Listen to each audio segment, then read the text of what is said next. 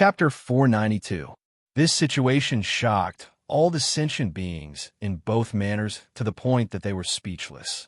Blood descendants were not ordinary beings. Every one of them in the Holy City could be individually targeted by the Adventurer Guild and listed as a wanted poster. Tens of thousands of insectoid blood descendants had completely disappeared in a few seconds. Not even the slightest aura could be sensed. No one at the scene could understand what was going on. Even the mature hybrid demons in the Scarlet Manor had never seen it before. However, Dempsey's actions were not over yet. By touching a special button on the Rubik's Cube with his sixth finger, the internal space was completely locked and the insectoid blood descendants were sealed inside. At the same time, he touched a button on the side. Buzz! A translucent dark golden space with a Rubik's Cube as the center rapidly expanded, enveloping Demps and the butler. However, this space did not have any negative effects. Due to the level of the magic controller, mature hybrid demons like the butler could not be sucked in. When the dark golden space expanded to a range of 100 meters, it completely stabilized. The only effect it had was isolation. It isolated the influence of all external factors to avoid interference in the upcoming battle. In other words, Demps would be fighting alone with the butler in the isolated space. What did you do? The butler asked because he could not understand. I'm just imprisoning life forms that are lower in level than me. While answering the question, Demps used his sixth finger to open a passage to the deep-sea treasury and took out a long spear wrapped in seaweed and embedded with shells. It was completely different from the raven in Handong's hands. This kind of long spear was a chaotic weapon in the pure sense and was custom-made for Demps. It could be upgraded with Demps' growth. At the same time, he touched the mysterious button on the Rubik's Cube again. Ka. The sound of gears rotating was heard, and the shape of the Rubik's Cube changed. The Rubik's Cube was gradually disassembled into dark golden pieces with sides of 1 millimeter, matching Dempsey's left hand perfectly pieced together into a dark golden adaptive glove. Just as the glove was formed, Demps snapped his fingers. Snap!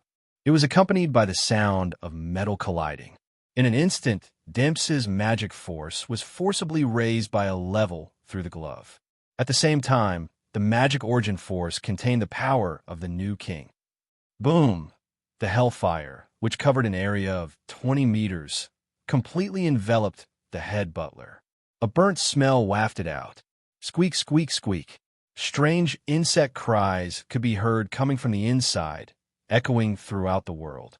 Such a cry made Count, who was sitting on the rooftop of the mansion, stand up in shock again. Although Count could not understand the disappearance of tens of thousands of insectoid bloodline descendants, it was not a big deal. After all, he didn't like these stinky bugs to begin with. As long as the head butler was not affected, everything would be fine. From Count's observations, it was impossible for the other party's manor to have an individual that could directly confront the head butler. The enclosed space that Demps used was simply a path to his own death. However, the head butler was injured for it to let out such a miserable cry. It was obvious that its source had been damaged. Just as everyone was shocked that a novice knight was able to injure a mature hybrid demon, Dempsey's expression was not too good. He could clearly sense the situation within the flames. The head butler, who was in the center of the flames, suffered much less damage than he had expected.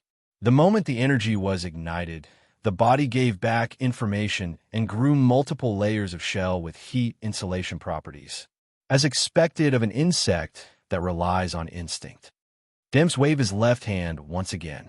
There was no chanting or casting process. As the flames subsided, pieces of ice crystals floated in the air. Ice coffin, he sealed the head butler, who was in a state of extreme heat, with multiple burns all over his body and his shell completely red. The magic method of alternating ice and fire was executed smoothly in Dempsey's hands. Not only did the fire magic and ice magic have their own damage value, the high and low temperature instantaneously caused the body to disintegrate on the atomic level, which was extremely lethal. The combination of the two was one of Dempsey's killing moves. However, crack! The ice layer shattered. The head butler, whose body was in tatters, used his mantis-like arms and the thorny tentacles growing from his body to forcefully move the ice layer away and escape. Just as Demps was trying to further freeze the head butler's eyes suddenly lost their luster. The freezing was complete.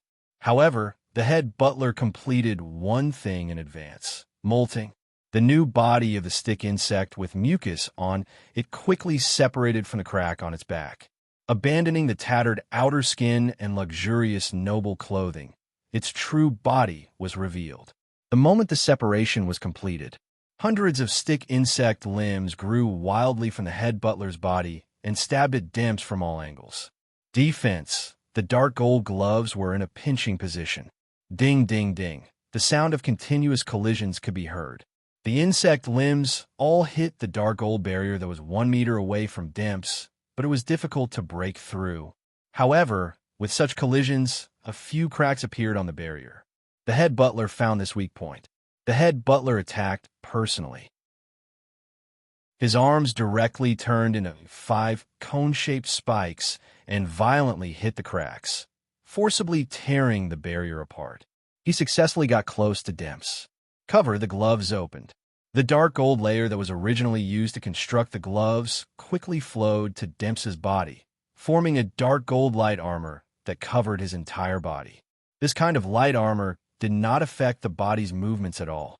It could even improve Demps's physical attributes in all aspects. The insect sickles, insect spikes, and insect fluids could not break through this light armor's defense. For a moment, Demps turned into a close combat mage. His right hand held the spear tightly, and he used his 6th finger to adjust the spear, perfectly controlling the details of the battle. His fingers pushed up, and he flicked. 2 insect spikes were flicked away and turned into seawater. Heavy pressure from his fingers, and he swung. He swept the area in one go, using his own momentum to force the head butler back while leaving a cut on the surface of his chest. 6 fingers clenched, and he stabbed. The spinning spear instantly arrived in front of the head butler. This seawater, characteristic of the spear, melted the armor in front of the head butler's chest. The spear pierced through the head butler's heart. A centipede died, but did not fall down. Not to mention that this was only piercing the head butler's heart.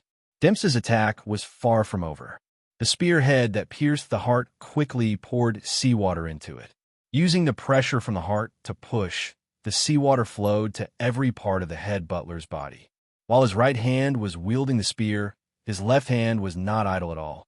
It was as if there were 2 brains controlling Demps's body at the same time. A concentrated energy capsule was placed in his mouth. It replenished about 80% of the energy used to control the Rubik's Cube and release flames and frost. Withdraw. The armor that covered his entire body was withdrawn into a glove again. This time, Demps directly drew out more than half of his energy, and all the energy was transferred to his left hand that was wearing the dark gold glove. He began to chant some kind of high-level magic incantation. For a moment, the clouds gathered and the thunder dragon rolled. High-level lightning's secret technique, thunder dragon descent, the moment the incantation ended. He raised his left arm, wearing the dark gold glove that was surrounded by lightning, and pressed down with all his strength. In the sky, a thunder dragon that was surrounded by a dark gold luster whizzed down, crashing into the head butler and completely devouring him. The seawater that covered the head butler's body further magnified the lightning effect. Chapter 493. The true strength that Demps displayed stunned everyone. Even the necromancer Lunds, who had always disliked the genius student Demps, had his mouth wide open. A drop of cold sweat even slid down his cheek. His prejudice against Demps was completely gone. This kind of performance could no longer be described as genius. Magic depth, combat skills, and strategy were all condensed into one body. A perfect combination of close combat and magic. When the lightning struck the ground like a dragon and swallowed the butler, Han Dong suddenly clenched his fists. This scene was too shocking. Even an official knight could not do such a move, Han Dong muttered. Dimpus seems to have borrowed a rather terrifying artifact from a mysterious force outside the city. Such an artifact can even leave the current space on its own and exist in another dimension. Only those who recognize it as its master can see it. Dimpus, you've really helped us a lot. At this moment, Han Dong suddenly formed a contract with the Dozier Crow on his shoulder. A black shadow instantly disappeared from the Stewart Mountain Villa in the dark, golden, isolated space. Because he had instantly absorbed more than half of his energy, even Dimps could not resist the side effects of the high-speed energy consumption. He used his spear to support his body and knelt on one knee. Because he had just taken the concentrated magic replenishment capsule a second ago, he could not continue to take it. Otherwise, there would be permanent side effects from forcefully replenishing his magic. Dimps used the power of the Rubik's Cube to release the strongest chain attack and completely hit the target.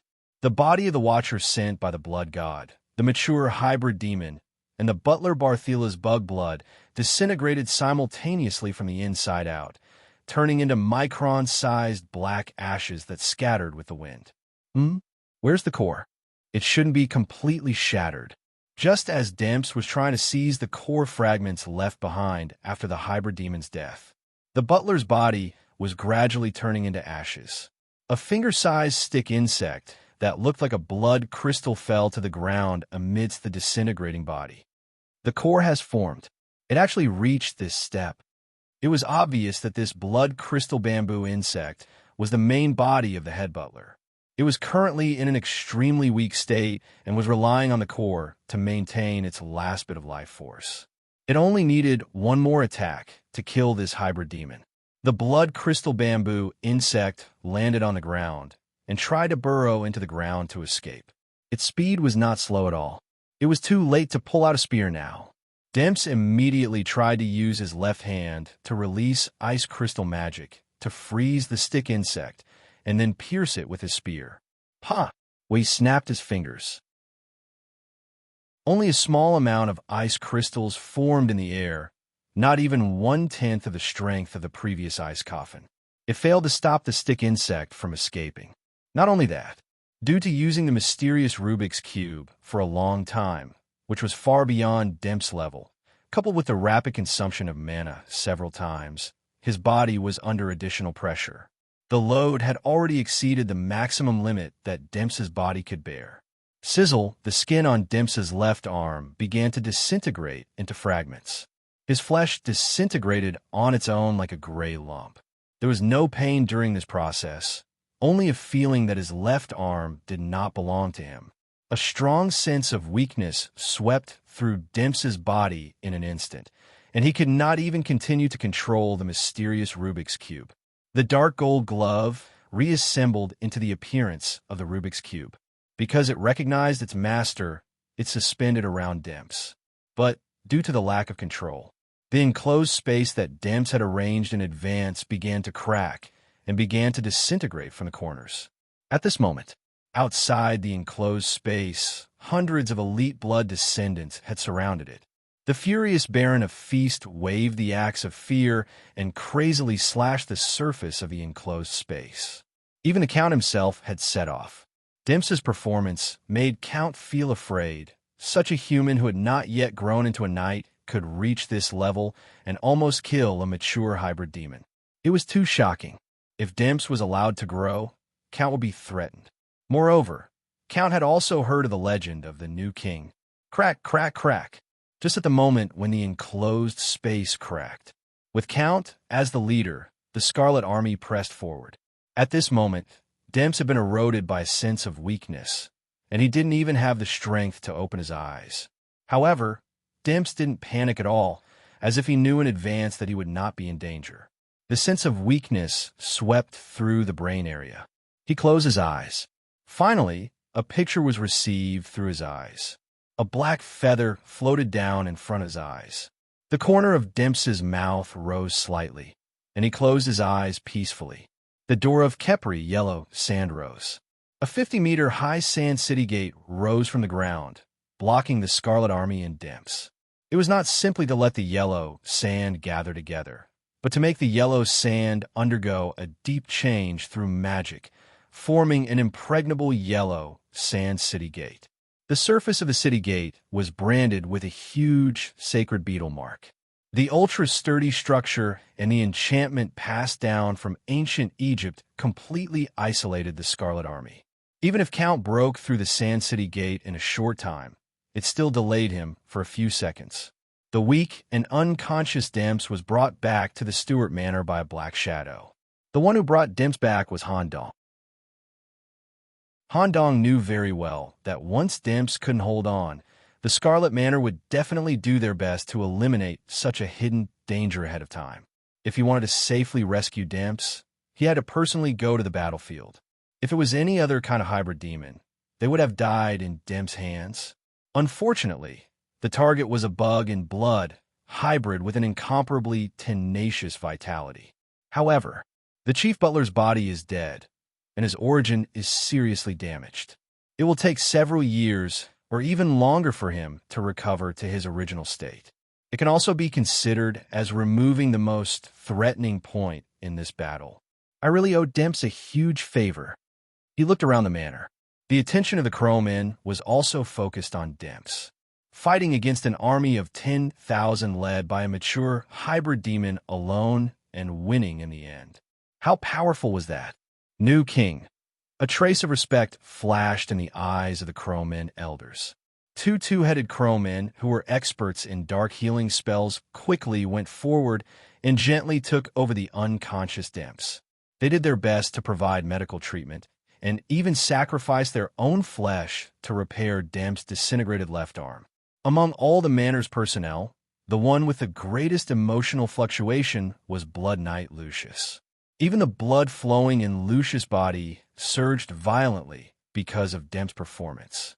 Demps' performance shocked Lucius like never before, and he seemed to have gotten the answer to his choice of joining the Knights. He released his blood aura and shouted loudly. The hymn of humanity is the hymn of courage. The greatness of humanity is the greatness of courage. This is true courage. Following Lucius's shout, the atmosphere in the Stuart Manor reached its peak. Han Dong waved the crow staff in his hand and pointed at the Scarlet Manor in the distance. All troops attack. Chapter 494. Han Dong naturally would not waste this excellent opportunity that Demps had created. The insect transformation stage hybrid demons had all been sealed in the magic cube, and the Chief Butler, a core hybrid demon, had lost all ability to fight. Since the progress of the war had been accelerated by several key factors, Han Dong could only go with the flow. This was the best opportunity for the entire army to go all out. Crowman Lord Halo was fully activated. All allies had their movement speed increased by 15%, and the effect of the crowmen was doubled. Elder Mizia, during the battle, you only need to follow me. There's no need to participate in other battles. Yes, after privately assigning missions to Mizia, Han Dong relied on the crowman affinity granted by the staff to fuse with the Dozier Crows for a very long time without placing any unnecessary burden on his body. All crowmen, follow me to the air and await orders. With a flap of his skeletal wings, Han Dong was the first to take to the air. The dense mass of crowmen took to the air with great momentum. When the time came, Han Dong would lead this air force into the enemy camp. Of course, this was only Han Dong's air force. If he only had the support of the crowmen tribe, Han Dong would never dare to clash with Scarlet Manor. Professor Swollen, open all the advanced experiment cabins and release all the advanced experimental subjects. You will be the leader. I was just waiting for you to say those words. I can't wait to bring these blood descendants back to the laboratory for research. If I can find out the secret of the blood brew, I'll be able to become a ghoul. Not long ago, the professor had used the metal body of the Arabian ghoul to break through into the ranks of hybrid demons. In this war, Professor Swollen would be the overall commander of the ground forces. Stuart Manor, Cemetery District. All the coffins in the cemetery were open, and one ghoul after another was crawling out of the cemetery. They were qualitatively different from the ghouls released at the beginning of the battle. The ghouls that crawled out of the depths of the cemetery, even had tubes attached to their skin that had not been completely separated.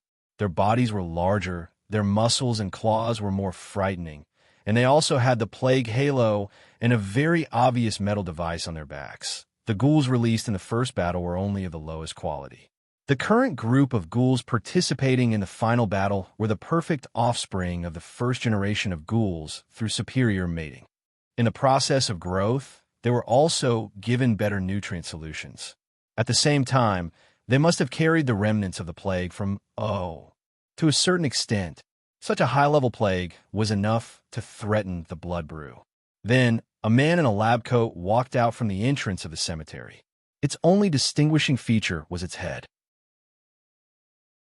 The skull above the eyes had been smoothly cut away, maintaining a circular incision. A soft, smooth brain was exposed to the air. The entire brain was embedded with a gear structure, and the surface of the cerebellum was covered with a metal protective layer. The outer layer was covered with pink tentacles. Looking directly at such a brain would cause a certain degree of visual pollution. Dr. Swollen successfully shrank his enlarged brain back to its normal size. If one only looked at his facial features, he could be considered rather handsome. The head nurse, who had been revived by Han Dong from Ghost Stories, was Professor Swollen's assistant. She leaned against him. The head nurse's long legs had changed into scalpels. This kind of S-rank ghost story was quite a good fighting force. About 1,000 selected ghouls had all arrived on the ground. They would be controlled by Dr. Swollen's brain and accurately distributed to the required areas on the battlefield. At this moment, Necromancer Lunds communicated with Han Dong through a floating skull. How many usable ghoul bodies do you have here? As many as you want. Senior Lunds, feel free to use them. Okay, then I'll stay in the manor to control the undead. I can provide you with about 1,000 undead at the same time, provided that you have enough undead in the manor. Using corpses to revive the undead would consume much less energy. Due to Dempsey's performance, as a senior, Lunds naturally could not embarrass himself. He consumed various expensive potions that could increase the maximum energy limit. The right to use the cemetery was all given to Lunds. White skeletal undead that looked like ghouls quickly crawled out from the ground. As long as there were enough skeletons, Lunds could create an unlimited number of undead within the limit of 1,000 people and continuously transport them to the battlefield. Since Scarlet Mountain Villa had the largest number of mutated insects, they had been moved into the Rubik's Cube by Demps. There was not much difference in the number of troops on both sides. Which side the balance of the war would lean towards would depend on the battle between the core members. According to the requirements, Han Dong would face Count Alone. In other words, it would be a direct confrontation between the lords. The others only needed to take care of the 6 barons in Scarlet Mountain Villa and the mysterious pet garden facilities. Abel, come with me. Find an opportunity and lure Count's favorite pet away. You'll fight him alone. After you win, find a deserted area in the mountain area and start breeding.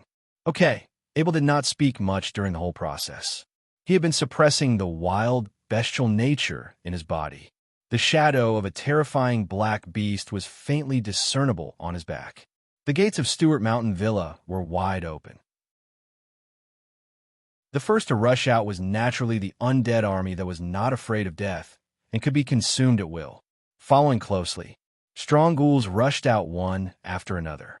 The ground they stepped on was dyed with a layer of dark green plague. This kind of death plague could suppress the life force that blood brew provided to the blood descendants to a certain extent. Professor Swollen rode on the back of one of the beastly ghouls, using a chain to hold the ghoul's 2 large fangs to control its direction. A kind of wireless brain domain expanded throughout the entire battlefield, precisely controlling each ghoul.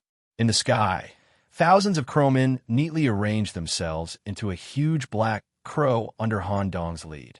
They used the black shadow to cover the ghoul army and attack the enemy troops together. Correspondingly, Scarlet Mountain Villa also sent out all of its troops. The 6 barons brought their blood descendants of different forms and arranged themselves in a square formation.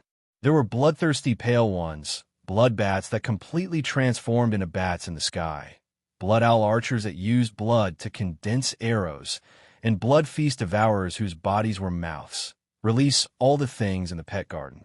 These guys are making me irritated. Pets that were assembled and pieced together with the best limbs swarmed out of Count's pet garden, except for the 3 hybrid demon pets in Count's hands that were pulled by chains. Although the rest of the pets were not as strong as the hybrid demons, their strength was infinitely close to the hybrid demons. There were more than 100 of these pieced-together pets. They rushed to the front of the army at the fastest speed and arranged themselves in a conical formation. Their mouths, limbs, and even the surface of their bodies were assembled to form all kinds of strange attack methods. Count tried to use this group of pets to tear apart the enemy's front line, which was the ghouls' front line, just as the 2 armies were about to collide head-on. The front line of Stewart Mountain Villa suddenly changed. A bloody shadow passed through the charging ghouls at an unbelievable speed. Blood bloomed. Lucius, who was holding a sword, came to the front of the battle line and faced Count's pet army. At the same time, the black shadow behind Lucius was faintly discernible, and a slender figure was faintly discernible. Before the deformed and strange pets could get close to Lucius, the parts of their bodies that were used to maintain their cores had already been pierced by daggers. Lucius and Jin's cooperation maximized their individual combat power. Chapter 495. Captain Lucius's super strength, coupled with the qualitative enhancement of the royal blood brew, is enough to tear a huge gap in the front. With Senior Jean's secret help, the gap will definitely be bigger.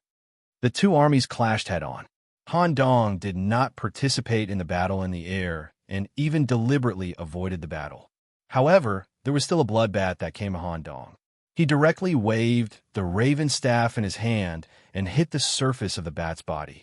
The place where the staff hit immediately turned into black sand, and in less than a second, the black sand completely collapsed. Elder Mizia, hide in my body. Yes. Although it was a 3-headed crow, it could also transform into the most basic crow appearance. The crow that Mizia transformed into had a circle of purple-black feathers around its neck area, which was used for identification. It quickly drilled its body into the corpse feather coat and temporarily hid. Lord Emissary, are you thinking of going directly to Count? Going deep into the enemy's rear isn't a good strategy. If Count has any other tricks up his sleeve, it will be difficult for me to protect you alone. It's better for you to stay in my army for a while. Currently, our momentum has completely suppressed the enemy, and the number of hybrid demons is also higher.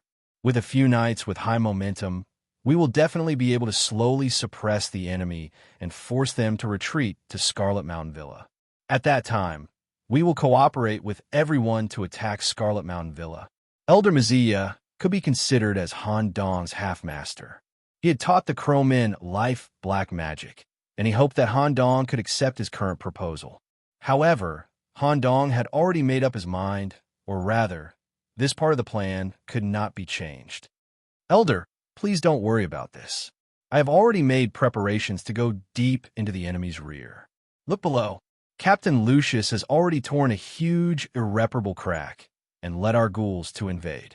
To a certain extent, it has disrupted the enemy's original formation, forcing the nearby barons to use their own soldiers to fill the gap. If we go deep into the enemy's rear, the barons' troops will not be able to spare any strength to deal with us.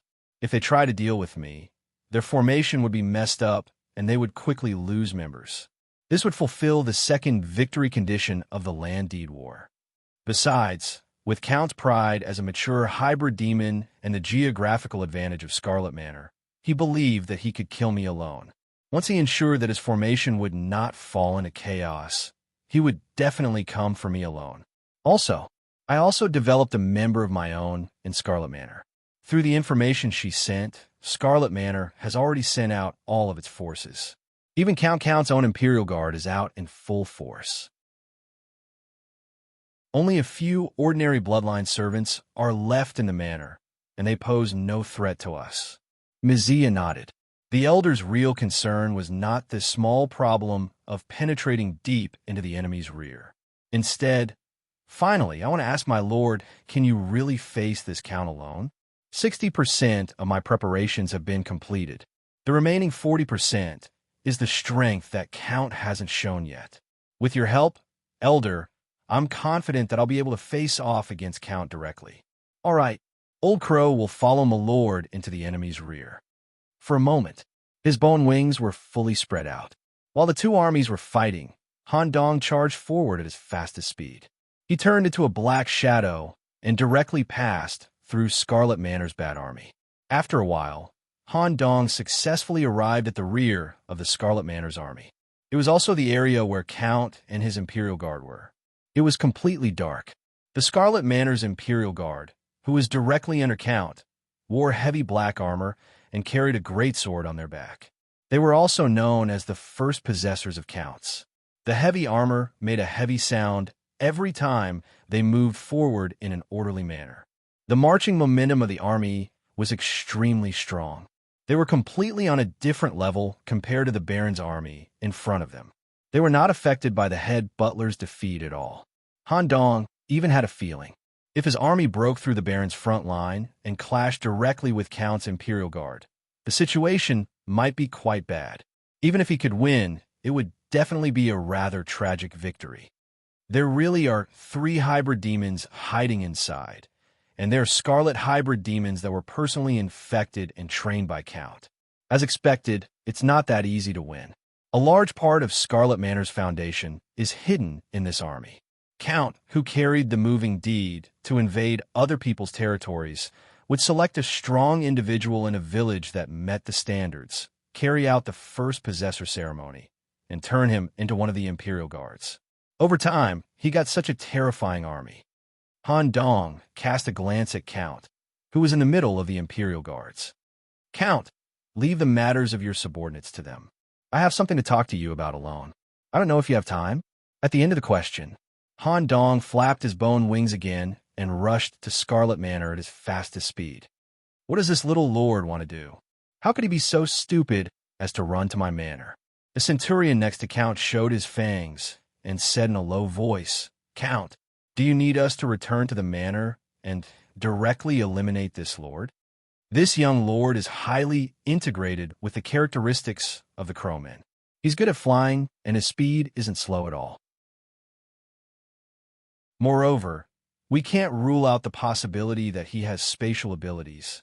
If the formation is disrupted because of him, it wouldn't be good. Lest you take the Imperial Guards and continue to move forward and suppress the enemy forces. I'll go play with this young lord for a while. If there's a chance, I'll kill him directly. Yes, the centurion named Les was also a hybrid demon, but his aura seemed to be stronger than some of the barons. He temporarily took over Count's position and ordered the Imperial Guards to press forward. As for Count, he had a wild smile on his face. He took 3 hybrid demon pets with different attributes and temporarily returned to the manor. He played a game of hide-and-seek with Han Dong. Holding the 3 pets in his hands meant that Count completely treated Han Dong as an equal.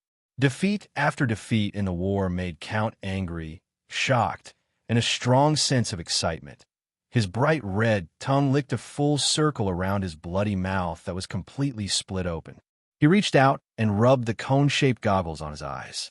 All kinds of unexpected situations happened, giving Count an unprecedented pleasure. This kind of situation that could threaten his life had not happened for a long time. At present, Count, who had returned to the manor, was pinching a red crystal between his fingers. Taking a closer look, it was actually the chief butler who had his body completely destroyed by Demps and turned into the blood crystal stick insect body and escaped. No matter what kind of tricks you, young lord, are hiding, you will die here today. To be able to obtain a small title deed is not a loss at all. Ha ha! It's been a long time since I felt this excitement. I hope you can bring me some unexpected excitement, Lord Nicholas.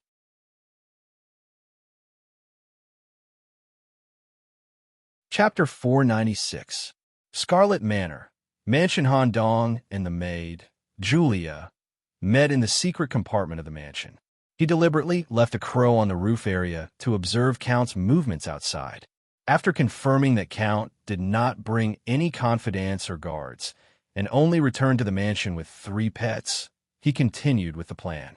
In Han Dong's hand was a rough map that was hand-drawn by Senior Sister Zhen.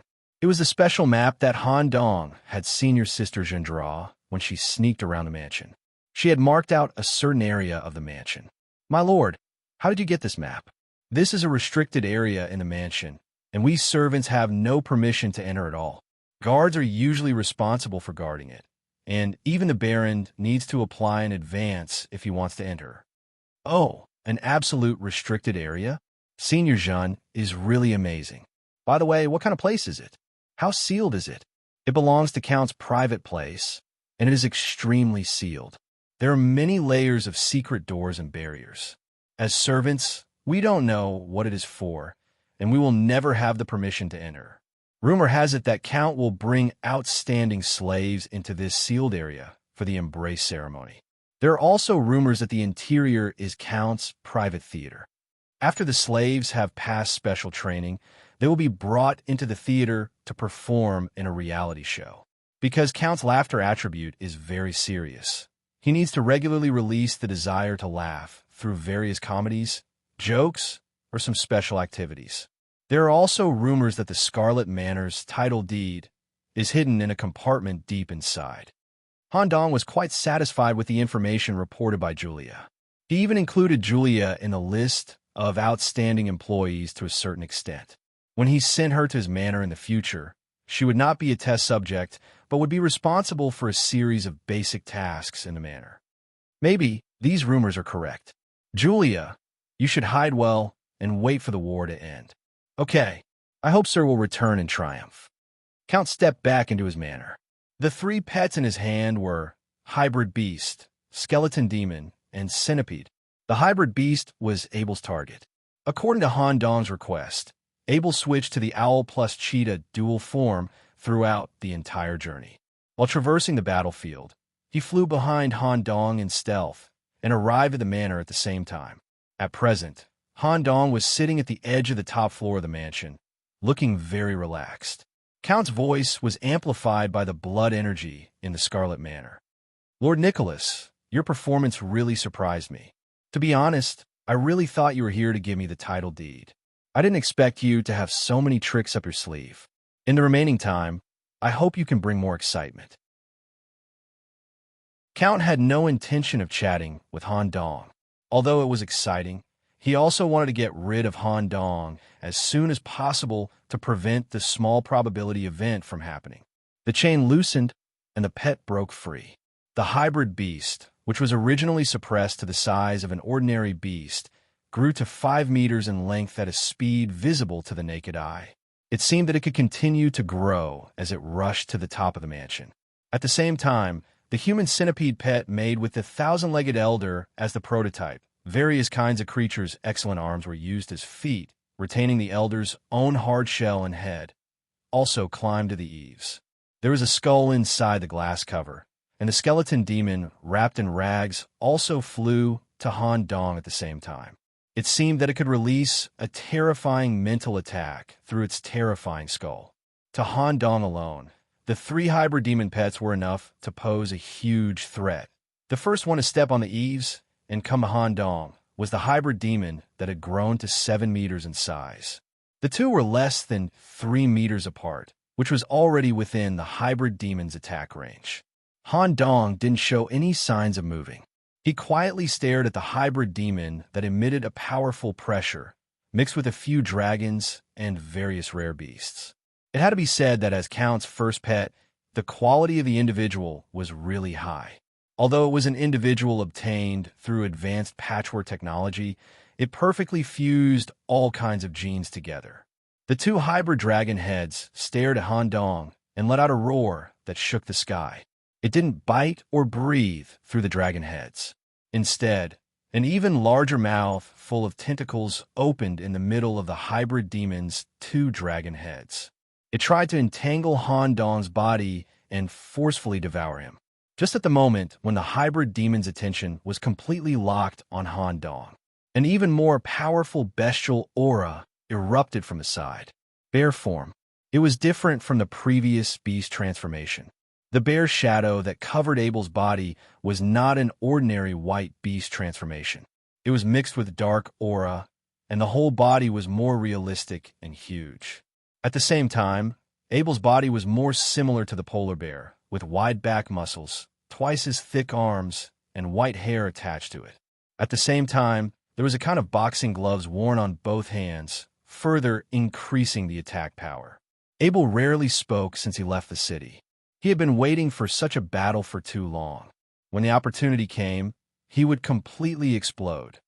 Palm of power. Transforming into the bear form, he blasted out both palms at the same time with the greatest strength. The penetrating power, the internal strength, and the pure brute force of the bear's paw directly penetrated the solid dragon scales on the surface of the hybrid demon, and its body was broken layer by layer. Chromagus, which was 7 meters long and several tons in weight, was sent flying by Abel's palm. 2 iron chains that had been prepared beforehand were thrown out by Abel. Before the hybrid demon landed, it was dragged away from the side of the manor, away from the main battle area of Han Dong and Count, trying to take the hybrid demon down the mountain alone to deal with it. For such an unexpected situation, the other 2 pets wanted to stop it. A scorching hot feeling assaulted him.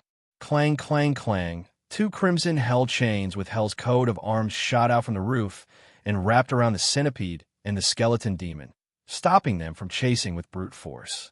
Count, why don't you let my friend play with your favorite puppy? Let's continue with the business between the lords, okay? Under the eaves, in addition to Han Dong, there was also a bald man from Hell. The Hell chains made Count frown slightly. He had never seen Hell's system before, but it was this unknown that made Count crack a rather exaggerated red smile. Okay, I only ask that you give me more surprises. Count waved his hand, and 2 pure silver chains grew from the surface of the silver cross, pierced through his left and right wrists. The sharp cone-shaped ends directly pierced into the bodies of the 2 pets. Buzz! The hell chains wrapped around the pets' bodies were instantly shaken off. For a moment, Count brought the 2 activated pets to the eaves in an instant and faced Han Dong directly. Chapter 497. Great Bloodbat Wings. Count strengthened his pet with the silver chain and personally controlled it. He directly approached Han Dong, who was under the eaves, just as the battle between the lords was about to officially begin. Togu, come back. Han Dong had no fighting spirit at all. He decisively recalled Toga back into the portable prison. Run. He had already planned his escape route. Once Abel successfully took the big dog away, Han Dong would immediately avoid the battle and escape. This was still not the area where the battle should take place. The black feathered bone wings wrapped around his body as he flew away from the roof at the fastest speed. He then entered the mansion through the open bedroom window.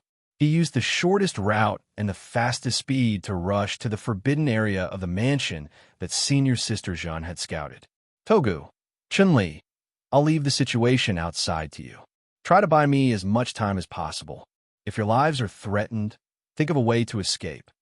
Yes, Master. During their escape, Han Dong arranged for Chun-Li and Togu to stay in a secret compartment in the mansion. How boring. I thought that a young lord like you would be like that, new king, and take out some eternal secret treasure to forcefully increase your strength and fight me head-on. Why did you run away as soon as we met? Count was not in a hurry. This was his hometown. He could sense Han Dong's location through the blood aura in the mansion. He could confirm that the target had not escaped and was only moving quickly in the mansion. Considering the problem of energy consumption and side effects, Count temporarily removed the silver chain from the pet and entered the mansion through the open window. He chased after Han Dong as quickly as possible, since there was no silver chain binding him. The 2 pets that were eager to eat the enemy's flesh chased after him. They were about 20 meters away from Count. After passing through some darker areas with more corners, Elder Centipede suddenly disappeared. Elder Centipede's pet suddenly disappeared. Even its aura could not be sensed. After all, this was Count's own home. However, Count did not know where such a long centipede had gone. It seems that after this battle, I need to tidy up the mansion. The head butler was right. There are too many fundamental problems with just using blood brew as a reward to control the mansion. This young lord actually found a loophole in my manor and turned against me. Ha! I've really failed as a lord. Just as Count felt helpless, the skeletal demon, floating in front of him, had also disappeared without a trace. Count didn't even know where the secret compartment hidden in the mansion was. If Count were to calm down and search, he would definitely be able to find out the location of the missing pet through some small movements, but through the sensing of blood chi. Currently, Han Dong was in a rather troublesome area, and he had to rush over as quickly as possible. Otherwise, some secrets involving himself and the Scarlet Manor would be exposed. Moreover, the matter of Count secretly colluding with a mysterious person in the Holy City might also be exposed. Sigh, how troublesome. Lord Nicholas, you've been eyeing my manor since the beginning. Huh? They even found my private theater. If some things are exposed, it will bring me a lot of trouble. He stopped searching for the missing pet. Count chased after Han Dong at the fastest speed. The ordinary guards left behind to guard the forbidden area had become a pool of lifeless black sand. The information provided by the maid, Julia, was correct. The forbidden area in the mansion was Count's private theater, also known as the laughter stage. The captured slaves had the opportunity to perform on the stage. Once they could please Count on the stage, not only could they survive, but they would also get the title of actor. In the mansion, they had food to eat, clothes to wear, and enjoyed the same treatment as a normal servant. The performance cycle was about a week. If the subsequent performances could please the Count and make him laugh out loud, they would be able to continuously raise their status as actors and receive more preferential treatment. They might even be able to obtain the blood brew given by the Count and join the Scarlet family. But if there was a performance that failed to make the Count laugh, the actor would be executed immediately. Except for the private theater. There were more secrets hidden in the depths of the mansion. It involved Count's privacy, the origin of the mansion, and the secret information of the blood god. Han Dong used the life absorption move to kill all the guard along the way and officially arrived at the forbidden area. It was similar to the design of an opera house and could accommodate 600 people at the same time. While Count was watching, he would also bring in 600 laughing staff to add to the atmosphere. The stage, covered by a blood-red curtain, had all kinds of blood stains and all kinds of performance props piled up on it. For example, clown boxes and clown costumes, activity dummies, and some strange magic props. Laughter attribute. Every lord of the blood god subordinates, in addition to the main attribute, blood, has an additional attribute. For example, the butler's worm and Baron Box, laughter. Unfortunately, it coincides with Clown Pennywise's attribute. Moreover, according to some details I have collected and observed, Count is not completely loyal to the blood god. This can be proven by the fact that the blood god sent people to spy on him. Count used the portability of the title deed to do a lot of private things. For example, he colluded with the chairman of the Writers' Association in the Holy City. The secret should be hidden in the depths of the mansion. Of course, such an isolated area in the depths of the mansion is also completely in line with my plan. I hope Togu and Chun-Li can buy me enough time. Han Dong released a few crows to search the secret areas of the theater. He sat on the edge of the stage and quietly waited for Count's arrival. Lord Nicholas, what is the meaning of this? Isn't it good to do it outside the mansion? Why did you have to come here? This is my private theater. It will be difficult to repair it if it is damaged. Count entered the theater through the main entrance. As he spoke, his hands had already made some small movements. After all, Count did not want anyone to find out the secret inside. A pure-blooded hound formed in the shadow of the stage. Its body was covered with sharp spikes, and it suddenly pounced towards Han Dong. Even if such a pure-blooded creature was destroyed, it would continue to invade the target's body in the form of fresh blood. Tap. Han Dong lightly tapped the ground with the staff in his hand. A black ripple spread out. When the ripple came into contact with the hound, its pure-blooded body immediately turned into black sand, and its life was instantly evaporated. Count, don't play these little tricks. Come, let's fight face to face. Han Dong used his status as a trainee knight to beckon Count, who was a mature hybrid demon.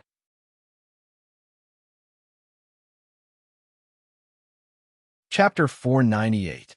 Scarlet Count, original name, Bok Darren, Old King Faction, CHF, Blood God Bloody Lord, Count on level, mature, hybrid demon unique attributes frowny face maniacal laughter, needs to be regularly stimulated to release the maniacal laughter in the body. The amplification effect of maniacal laughter is unknown for the time being. Ability. Completely unknown, the novice knight had challenged a mature hybrid demon that could single-handedly destroy a squad of ordinary knights. Such a scene had never happened before. Hybrid demons that could grow into mature hybrids all had their own names outside the city, and they must be related to the Old King to some extent. This was also why the Holy City did not consider attacking Scarlet Mountain Villa for the time being. Once a mature hybrid demon was forced into a desperate situation, there was a higher possibility that it would summon the Old King. The Great Expedition was imminent, and there must not be any heavy casualties. In fact, even Count himself did not particularly understand what kind of trump card Han Dong had that made him dare to break into the private theater and cause trouble for him.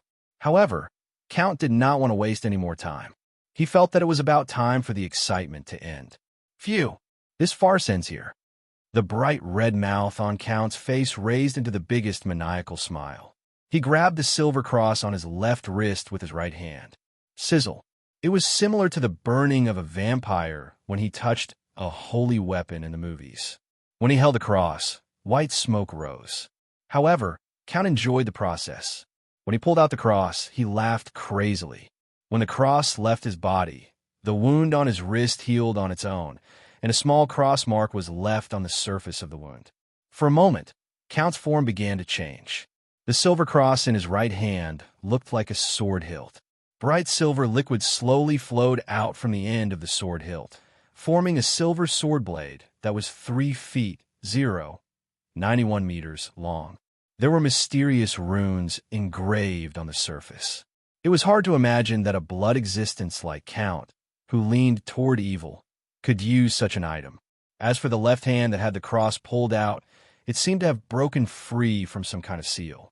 It no longer maintained the appearance of a human arm, and the skin flew away like white paper.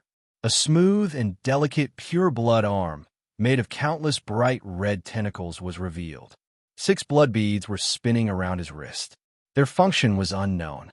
With a sword in one hand and blood in the other, this battle stance felt similar to Dempsey's close combat mage stance.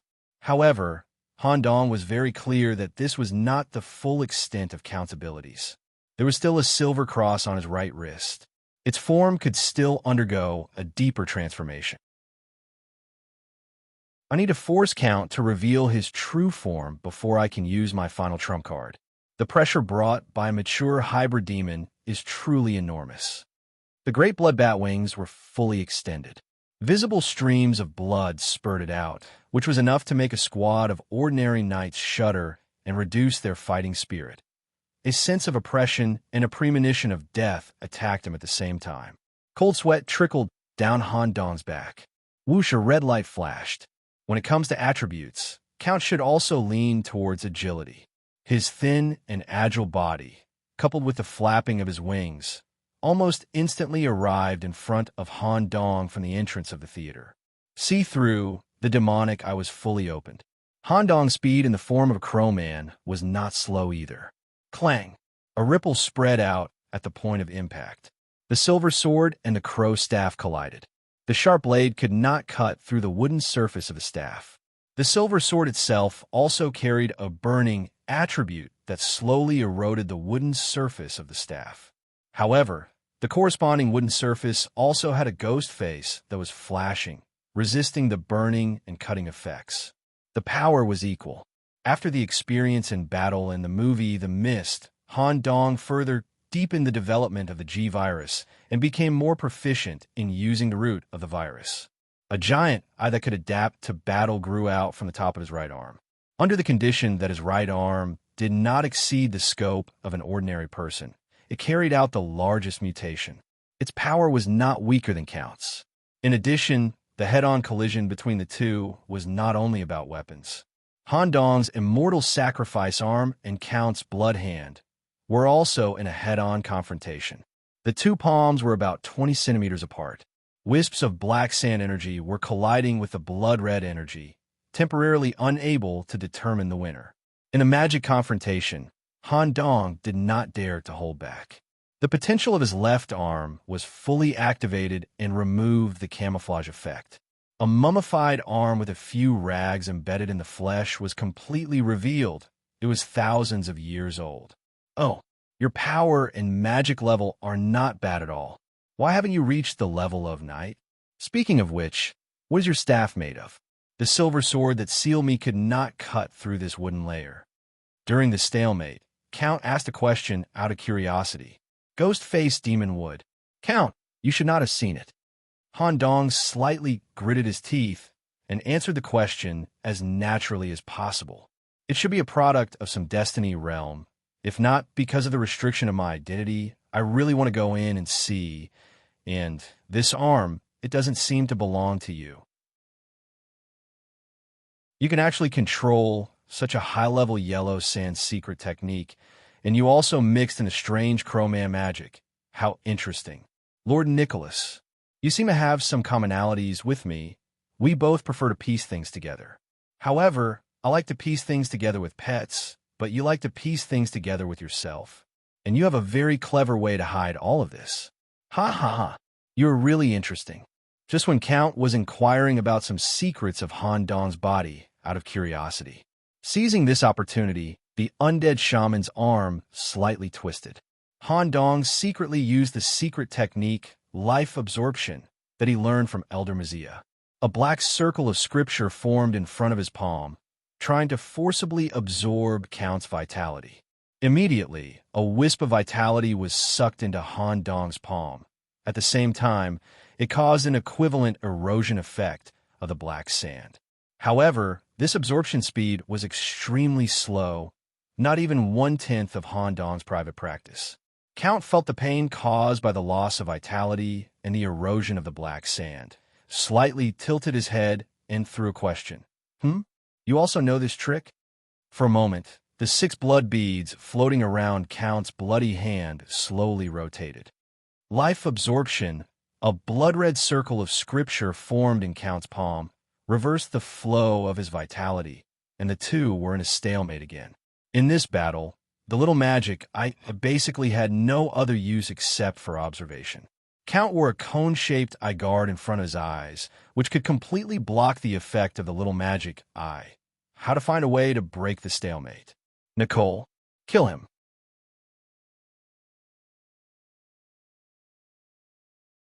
Chapter 499. Count had 3 pets with him. One of them was Abel's target. The skeletal demon and the centipede were left to Togu and Chun-Li to lure away. Han Dong purposely kept Nico Littleclaw with him. She was currently the most aggressive and threatening anomaly among all anomalies, a special existence that was essentially classified as dependence. Furthermore, she was a royal dependent, mixed with a bit of the bloodline of the old king. She was much stronger than other life forms of the same level. In the movie The Mist, Nico in an injured state corresponded to the highest level of bad omen. With Han Dong's containment of Nico, the illustrated handbook information was completed. Nico Littleclaw, containment method. Perfect containment. Affinity meets standard, high level, but completely follows her own will, willing to sign a master-servant contract and become an anomaly. Main attribute. Deep One's category. Octopus fish, royal dependent status description. Dependent. A special life form created by the union of the old king's children and humans.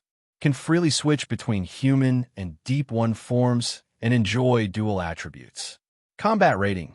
Sea evolution path. 1. Deep Sea Crystal. By absorbing cores dropped by hybrid demons, Deep Sea, a certain amount of evolution energy can be obtained. 2. Destiny. By following an individual to complete the Destiny main line, a corresponding amount of evolution energy can be obtained. Special description.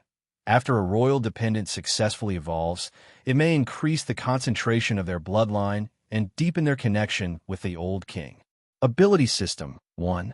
Deep Sea Royal Dependent. Greatly increases the speed of evolution, double the EXP. 2. Octopus. Has 8 lives, can release octopus tentacles with suction cups. The number of tentacles, sensitivity, strength, and corrosiveness are all related to the host level. 3. Strong hydrophilia, immune to water, elemental magic. In a water environment, all attributes are increased and a super regenerative ability is obtained. 4. Deep Sea Study, can cast deep sea related spells, unique. The specific spell name and information needs to be investigated after in-depth analysis.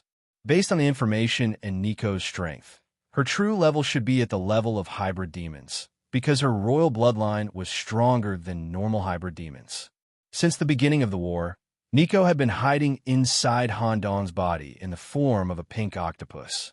The current deadlock. It seemed like the two of them were equal, but in reality, it was Count who had completely suppressed Han Dong. The reason for this was due to the loss of blood, which was why the Scarlet Count was so terrifying. During the battle with Count, blood would uncontrollably overflow from his pores and be absorbed by Count. This was completely different from the principle of life absorption. This was the result of Count's blood affinity.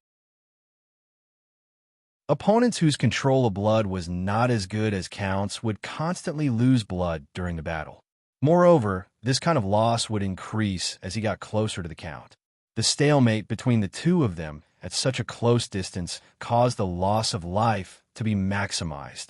No matter how Han Dong controlled his body, at least 10 milliliters of blood would leave his body every second. This impasse must be broken. Nicole, get him. However, don't reveal your true body for the time being. Yes. However, just as Nicole was about to make her move, Nicole's voice suddenly rang out.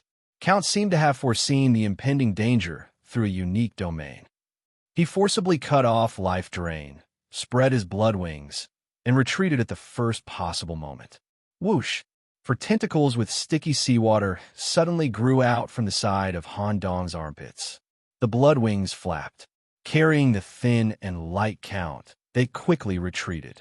However, Nicole's tentacles had infinite extensibility. She once chased Han Dong for more than 10 streets in the mist before giving up due to special reasons. The speed of the tentacles' pursuit was not slow at all. At the same time, the suction cups of each tentacle were releasing a kind of deep-sea magic, condensation bead. Wherever the tentacles went, small water droplets would be left in a 5-meter radius. Any life that touched the water droplets would be slowed down. In addition to slowing down, the water droplets seemed to have other effects. However, Count's escape was only based on the unknown, not because he was afraid of these tentacles. The Count was not clear about the threat and related abilities of the deep-sea tentacles that came out of nowhere. After fleeing for a distance, the Count collected some information about the tentacles through his domain means and was no longer afraid. He stopped retreating. He waved his left blood arm gently. Immediately, a large number of blood threads grew out from the theater and accurately bound the 4 tentacles. Before the blood threads were corroded by these tentacles, he held the silver sword in his right hand and cut them down. Ah! Nicole let out a soft cry in Han Dong's body and immediately retracted the broken tentacles. The part that was cut by the silver sword was completely burned before it fell to the ground. This scene made Han Dong's forehead overflow with cold sweat. Silver sword. The silver cross inserted in Count's wrist seems to be a powerful sacred weapon specially used to target the life outside the city. After Nicole's tentacles were cut off, she was instantly annihilated because of the burning of the sacred silver. Count himself was also a life outside the city. He used such a sacred weapon to stimulate and seal part of his own ability. He was really a madman. At the same time, with such a sacred weapon, it could also help him quickly invade the territory of the life outside the city and restrain his own kind. It was like a demon from hell using the Bible to purify other demons. Perhaps it was because of this that the blood god gave Count the rare, movable title deed to manage. With Count's strong aggressiveness, he could quickly obtain blood descendants for the blood god and occupy more territory. Unfortunately, I am also related to the life outside the city. Once my head is cut by this silver sword, I may die directly, staring at the scene of the tentacles being annihilated in an instant. The danger Han Dong felt was no less than the previous incident of the old king. Count stared at Han Dong on the stage and sighed in a louder voice. Your body seems to be mixed with a lot of strange things. I am now looking forward to a full-scale dissection of you. Maybe I can directly use your body as an ingredient to make a Manchu Han Imperial feast. Ha ha! Just as the Count was about to charge at Han Dong again, a maniacal smile appeared on his face. The small water droplets that were originally floating in the air all gathered toward Count. Secret technique, deep sea prison. The small water droplets quickly gathered and built a 3M times 3M times 3M times 3M seawater prison with Count as the center. A strange octopus head mark faintly appeared on the surface of the prison. It originated from Nicole's royal attribute. It completely imprisoned Count for a while. Phew! Han Dong took a deep breath. Under such an opportunity, he removed the binding with the Dozier Crow. He let the Dozier Crow and the Raven staff bind. A 2-meter-long black raven spear was held in Han Dong's hand. The G-virus was fully activated and even grew a large number of proliferative tissues to accumulate power. All the power would be condensed in the next throw. It locked on Count's blood heart.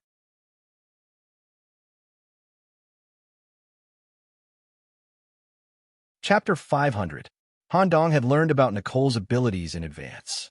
Compared to 8 Claw's attack ability, Nicole was also proficient in deep-sea magic, a rare type of magic similar to Yellow Sand's secret method, and it would be enhanced by the deep-sea royal bloodline. However, such deep-sea secret methods were basically not offensive. The core was healing and trapping. This spell, Deep Sea Prison, was the strongest binding spell that Nicole currently possessed. Before the war began, Han Dong had personally experienced its effect. As the seawater covered his whole body, Han Dong was not only unable to move his body. More importantly, he had a strange feeling of his consciousness being dragged into the deep sea. If Han Dong's willpower was not strong enough, he might be completely immersed in it and unable to extricate himself. Therefore, Han Dong chose Nicole to use this trick to deal with Count. Through the tentacles feint to cover up the early-stage arrangement of the deep-sea prison, he successfully trapped Count. However, Lord Messenger, this guy is completely unaffected by the deep-sea call. I can't hold on much longer. Count, who was imprisoned in the deep-sea prison, raised the corner of his mouth and maintained mad laughter. Mad laughter greatly increases mental resistance, reduces mental influence and suppression by 90%. The effect decreases with each level of mental ability, can keep the mind clear at all times. This was the abnormal effect of the mad laughter attribute. It could allow an individual to always maintain the best combat state before completely dying in battle. Gurgle, gurgle. A large number of bubbles rose inside the deep-sea prison. Nicole's energy was being greatly consumed by forcibly maintaining the prison. Immediately, the Black Crow spear was already in Han Dong's hand. It completely activated the attack characteristics of the Dozier Crow and merged with the staff. It also transformed the staff into an epic rank spear, and it was still powered by energy crystals. Its destructive power was astonishing. The black, cold, and sharp crow beak was the tip of the spear. The spiral spear shaft with black feathers was tightly held between Han Dong's fully liberated G-arm.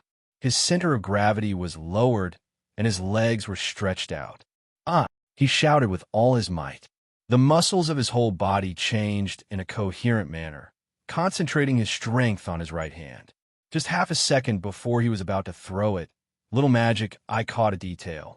The bubbles in the deep-sea prison surged, and it seemed like they could no longer trap Count.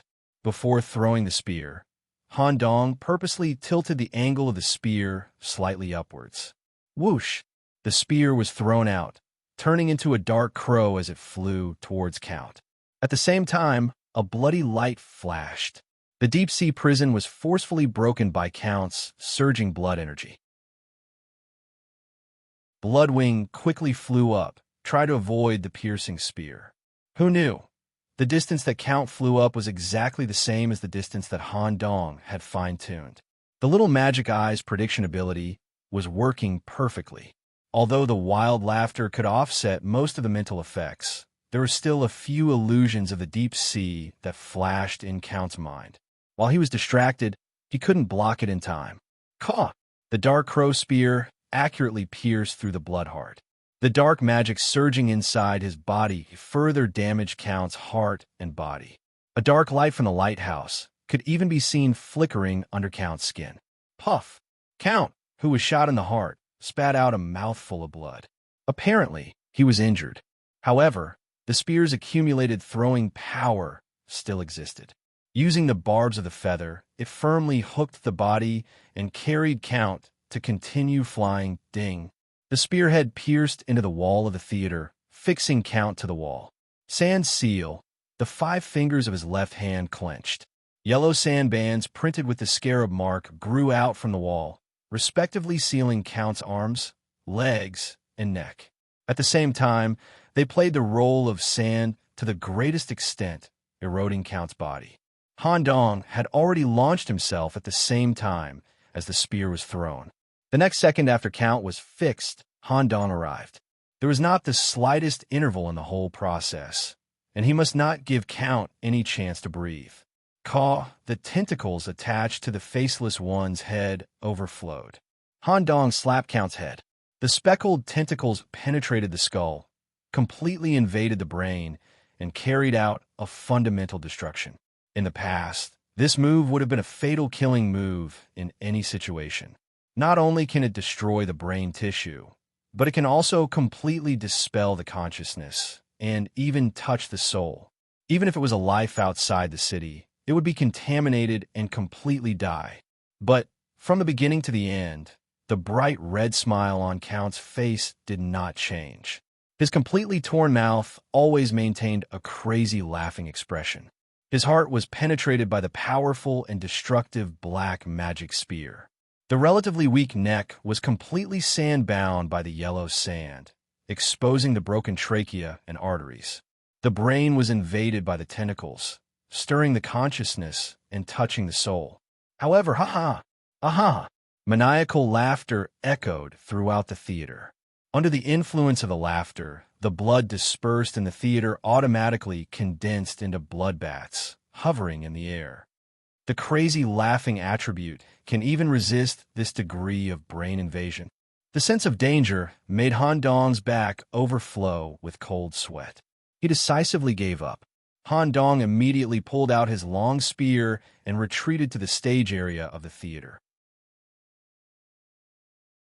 Although Han Dong had always been very clear that the most terrifying and difficult to deal with Scarlet Count, who fed on blood wine, was the vitality, he did not expect that an attack of this level could not touch Count's foundation.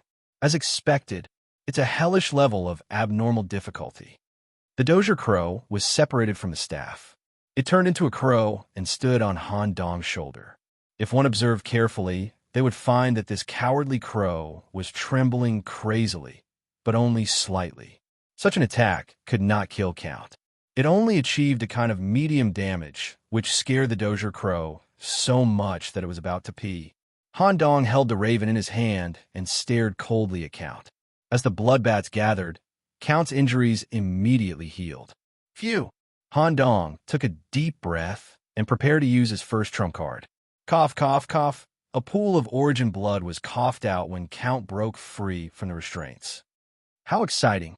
The series of attacks you gave me just now didn't give me any time to react.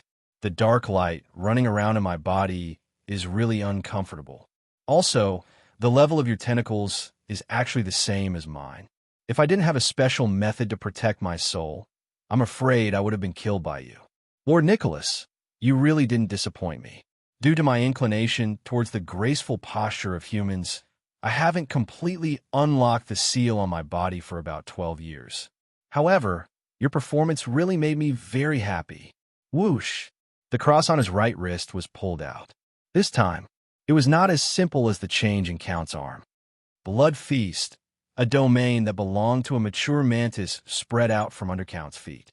The entire theater changed because of this. Red liquid constantly overflowed from the wooden chairs, carpet floor, and stage partitions. The true body of the Scarlet Baron was revealed.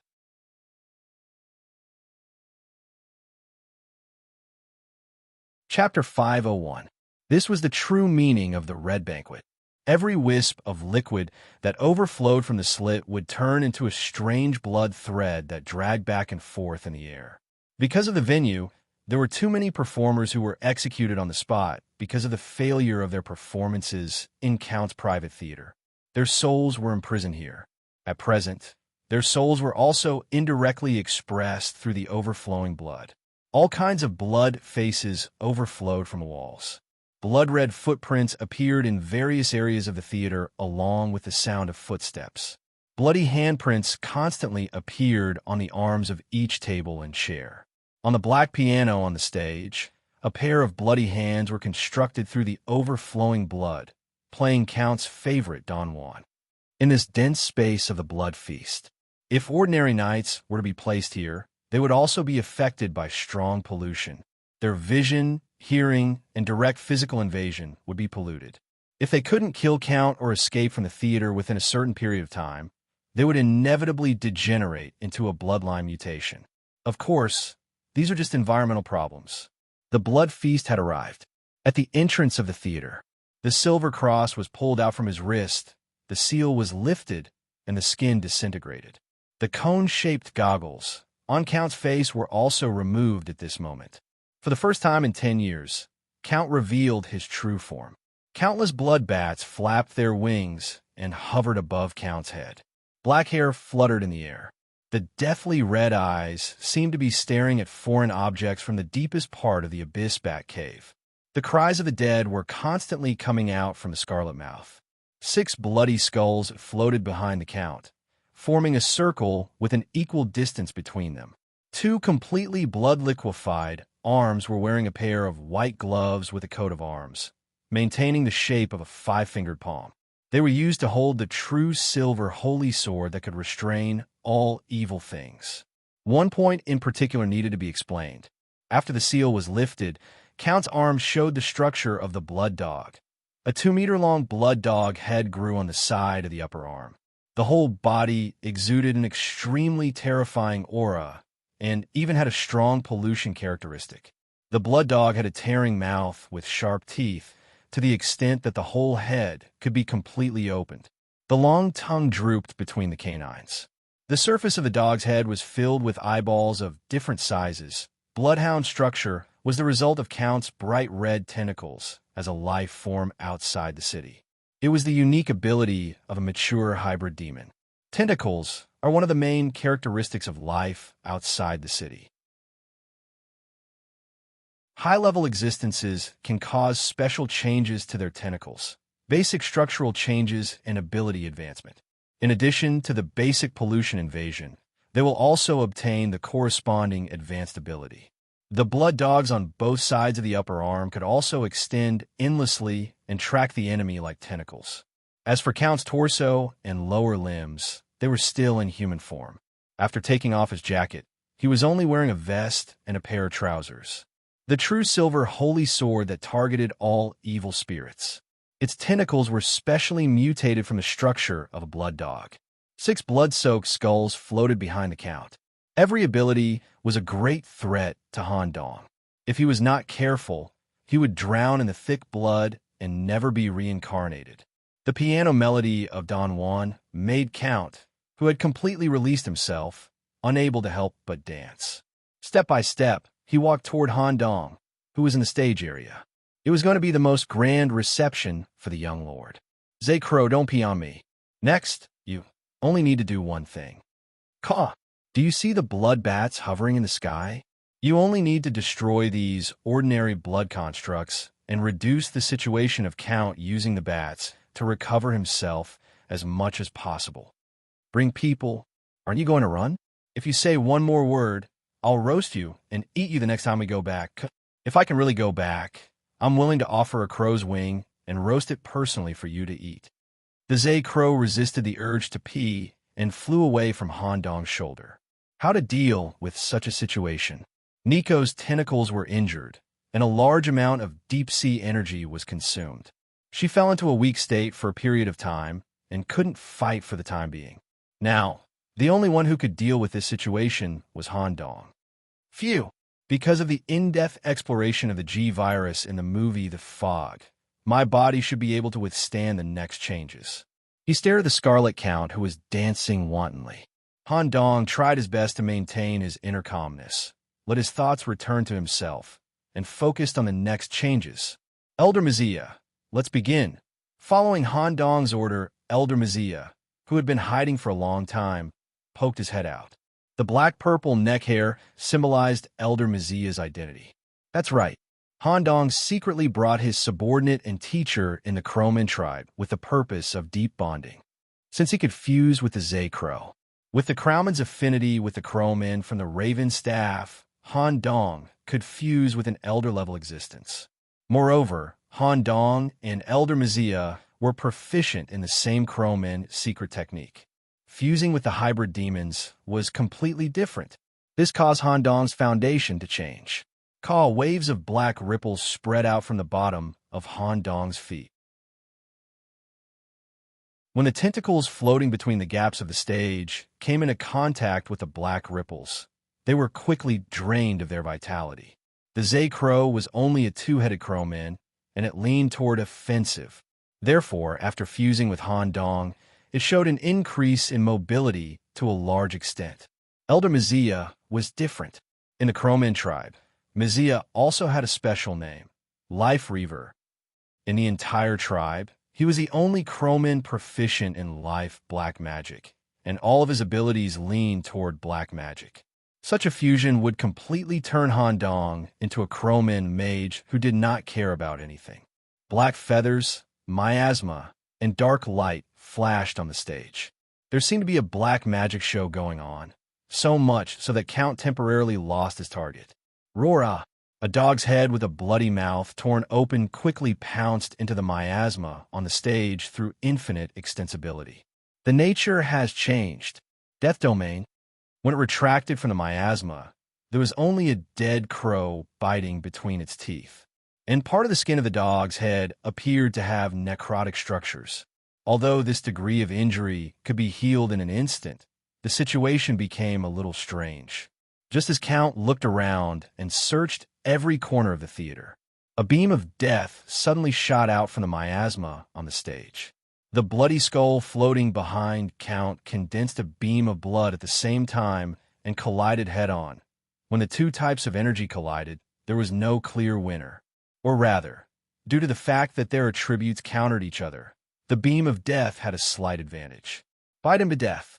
This time, the two dogs' heads drilled into the miasma at the same time and interrupted the release of the beam of death. However, when the dog's head retracted, there was still a dead crow hanging in its mouth. It had no idea where Han Dong went.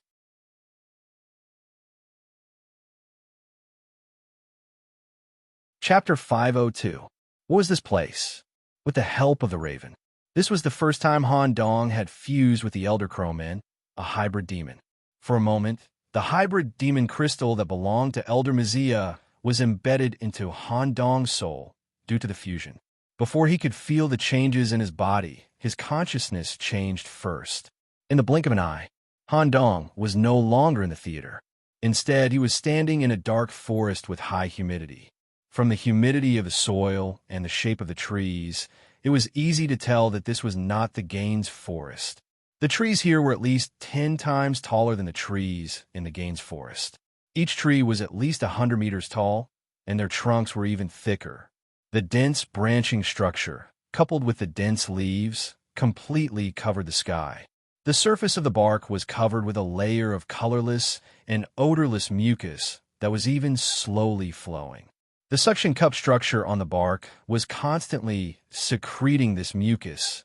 Its function was unknown. A large part of the bottom of the tree roots was exposed to the soil, slightly twisting like a living thing, giving a strange illusion that the giant tree could move slowly. On the surface of these giant trees, in addition to the suction cup structure, there's also a large tree hole structure, as if something lived inside. Crowmen. Because of Han Dong's appearance, many crows' heads poked out of the tree holes, their black crystal eyes staring at Han Dong without any hostility. Soon, a series of footsteps came from the forest.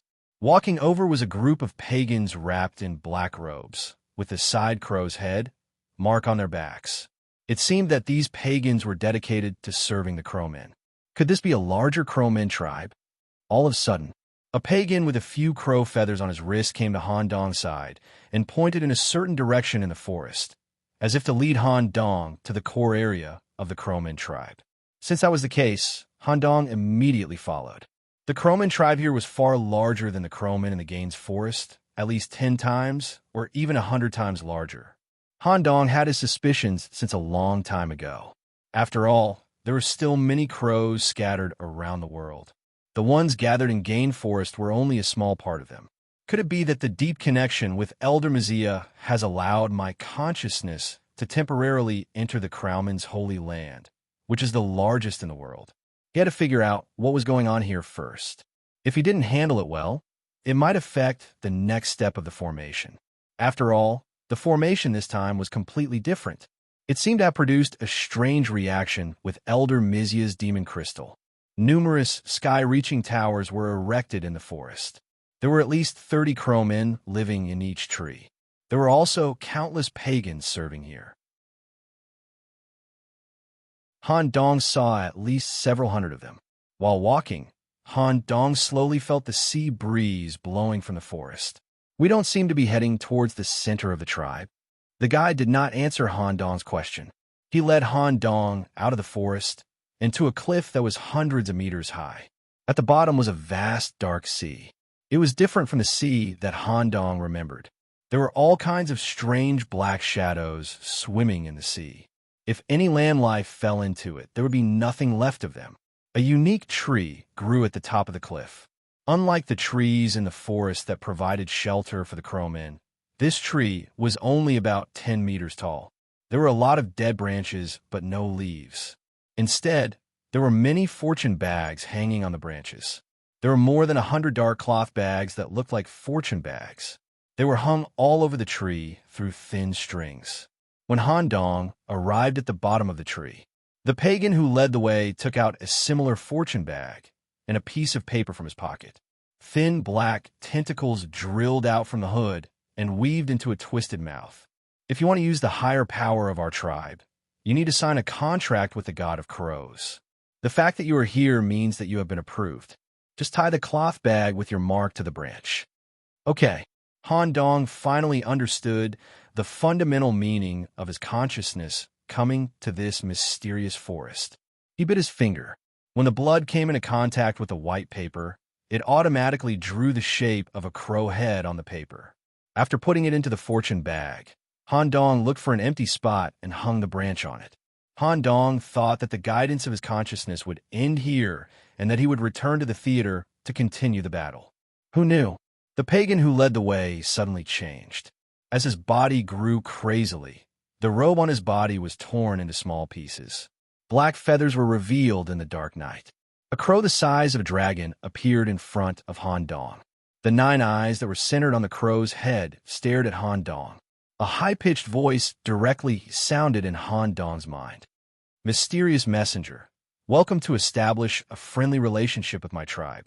I know that you gave my tribe a place to live in the Gain Forest. Thank you for your help. This time, I will lend you a hand to deal with this special lord under the blood god. With your current body, it will be difficult to maintain this form for a long time. Take advantage of it. Thank you, God of Crows. As soon as the crow finished speaking, it swallowed Han Dong into its body. There was no painful process of chewing and digesting. Han Dong, who was swallowed into the crow's mouth, stepped into a special area in the body of the god of crows, the realm of death. Back to the private theater. Confusion was written on Count's face. Because the miasma was completely blocked, he couldn't see the specific situation on the stage. However, there was a strong light of death shooting out from the stage. Obviously, It was a magic trick cast by the transformed Han Dong. But Bloodhound only caught a dead crow after jumping into the miasma twice. Instead, Bloodhound was slightly injured by the aura of death. My blood feast has completely covered the theater. He can't hide in other areas of the theater. He must be on the stage. Lord Nicholas, you have a lot of tricks up your sleeves. Let me see what you have become. The silver holy sword crossed in the shape of a cross. It was hard to imagine. Count could use the power of the holy light, or the ability carried by the silver sword itself. As the runes on the surface of the sword lit up, a cross of holy light shot to the stage and dispelled the thick miasma. The image of a crow messenger slowly appeared. It no longer had the structure of wings, only a purple feather shawl hanging on one side of the shoulder. The corpse feather coat turned into a lighter feather vest. The front button was deliberately not buttoned, revealing the body structure full of withered and sores. The rotten and fleshy bare feet stepped on the ground. Waves of aura of death overflowed from the surface of the body like a waterfall. It slowly flowed down the body and then spread from the soles of the feet to the surroundings, thus forming the miasma that could be seen on the stage. The face was wearing a half-of-the-face bird mask used in masquerade parties. This mask only covered the mouth and nose, revealing the eyes and forehead. One thing to note was that the little magic eye on Han Dong's forehead seemed to have changed. After the change of posture, the eyes were closed.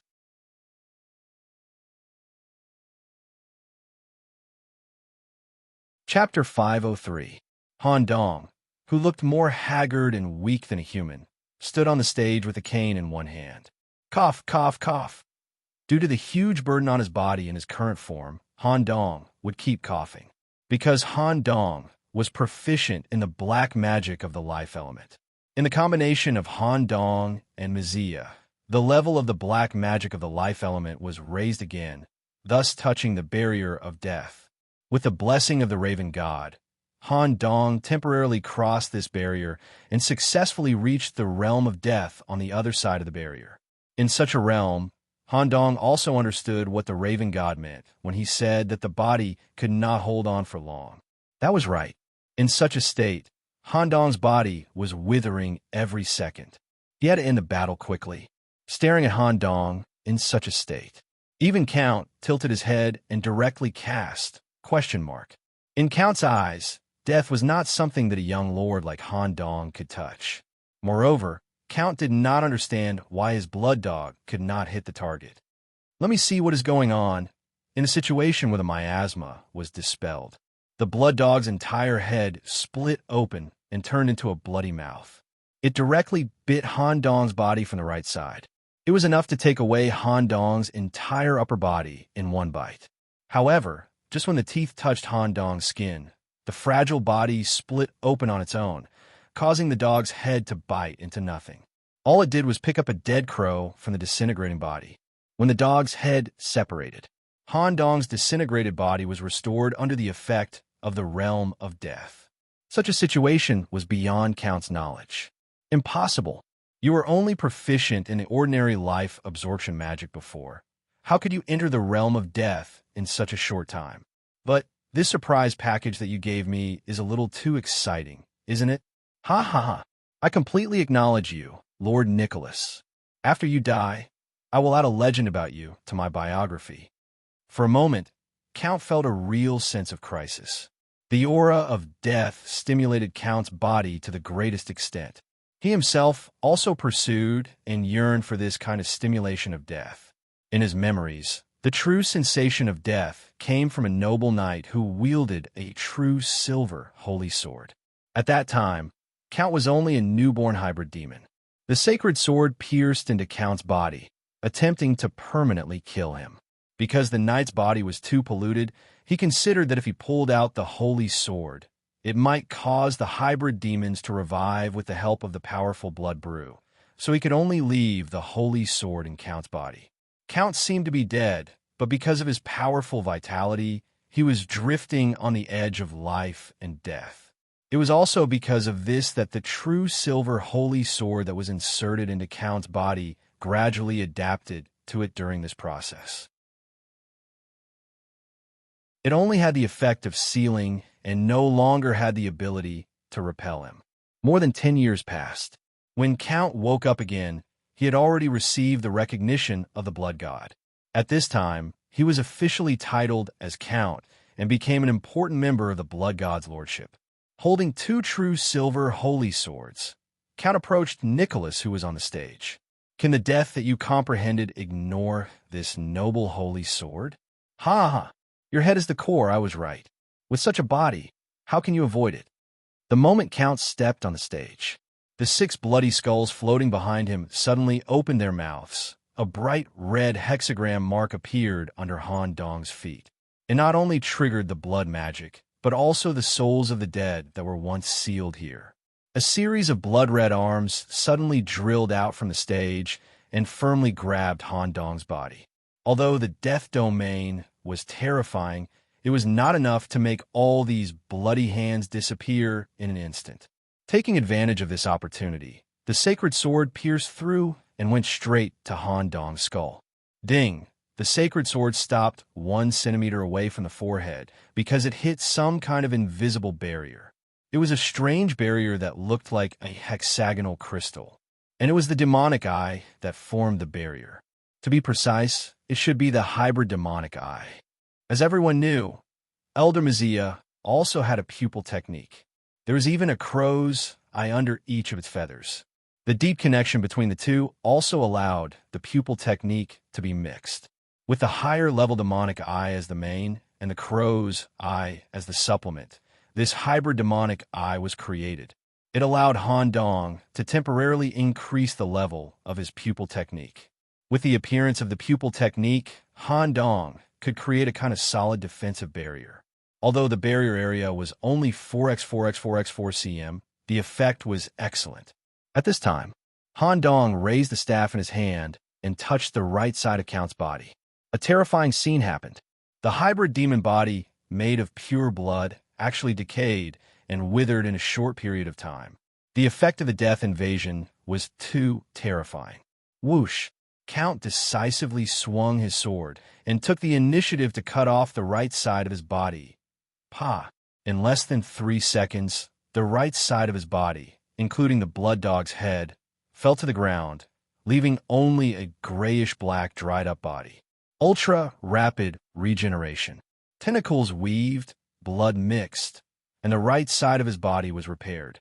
Count, whose black hair fluttered in the air, had madness in his eyes, and he kept laughing wildly. Without any fear, he attacked Han Dong on the stage again.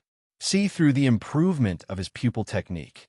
This allowed him to see through the Count's next move and raise it to the level of foresight. Sideways, the holy sword brushed past Han Dong's cheek. The blood dog just crazily gnawed on the temporarily disintegrated body, neutralizing all the attacks. Just as Count tried to retract his sword. Pa! This time, Han Dong gave him an intimate handshake. In an instant, Count's arm immediately decayed and withered. At the same time, it also had the effect of the sand of death, which quickly spread to the rest of his body. Hiss! Count immediately used the blood dog to bite off his arm, stopping the death invasion. The other hand continued to hold the sword and slashed at Han Dong's head. Ding ding ding. With a single sword attack, Han Dong only needed to use little magic eye to see the path of his sword and block it with a barrier. At this time, Count's rhythm suddenly changed. 6 bloody skulls floated forward, floating around Han Dong's body. 6 demon blood seal. This is my strongest suppression method. Lord Nicholas, how are you going to break it? With the seal of the 6 skulls, the blood coffin descended and covered Han Dong's body. Count suddenly sped up and arrived behind Han Dong, where little magic I couldn't see. Die! Silver light flashed, but no liquid splashed out. Through foresight, Han Dong still made a move to dodge and advance, avoiding the fatal attack once again. It was also at this time. The left arm of the undead priest was raised. Combined with the power of death, a terrifying secret technique that was above Han Dong's current level was released. The side effect directly caused the entire left arm to completely lose its vitality and hang in the air. The arm was close to a state of collapse, and could no longer be used in battle. The 6 skulls that bound Han Dong immediately lost their color and fell to the ground with a crackling sound. A pure black pharaoh coffin with dark gold edges suddenly rose from under Count's feet. Unable to escape, it was forcibly sealed within.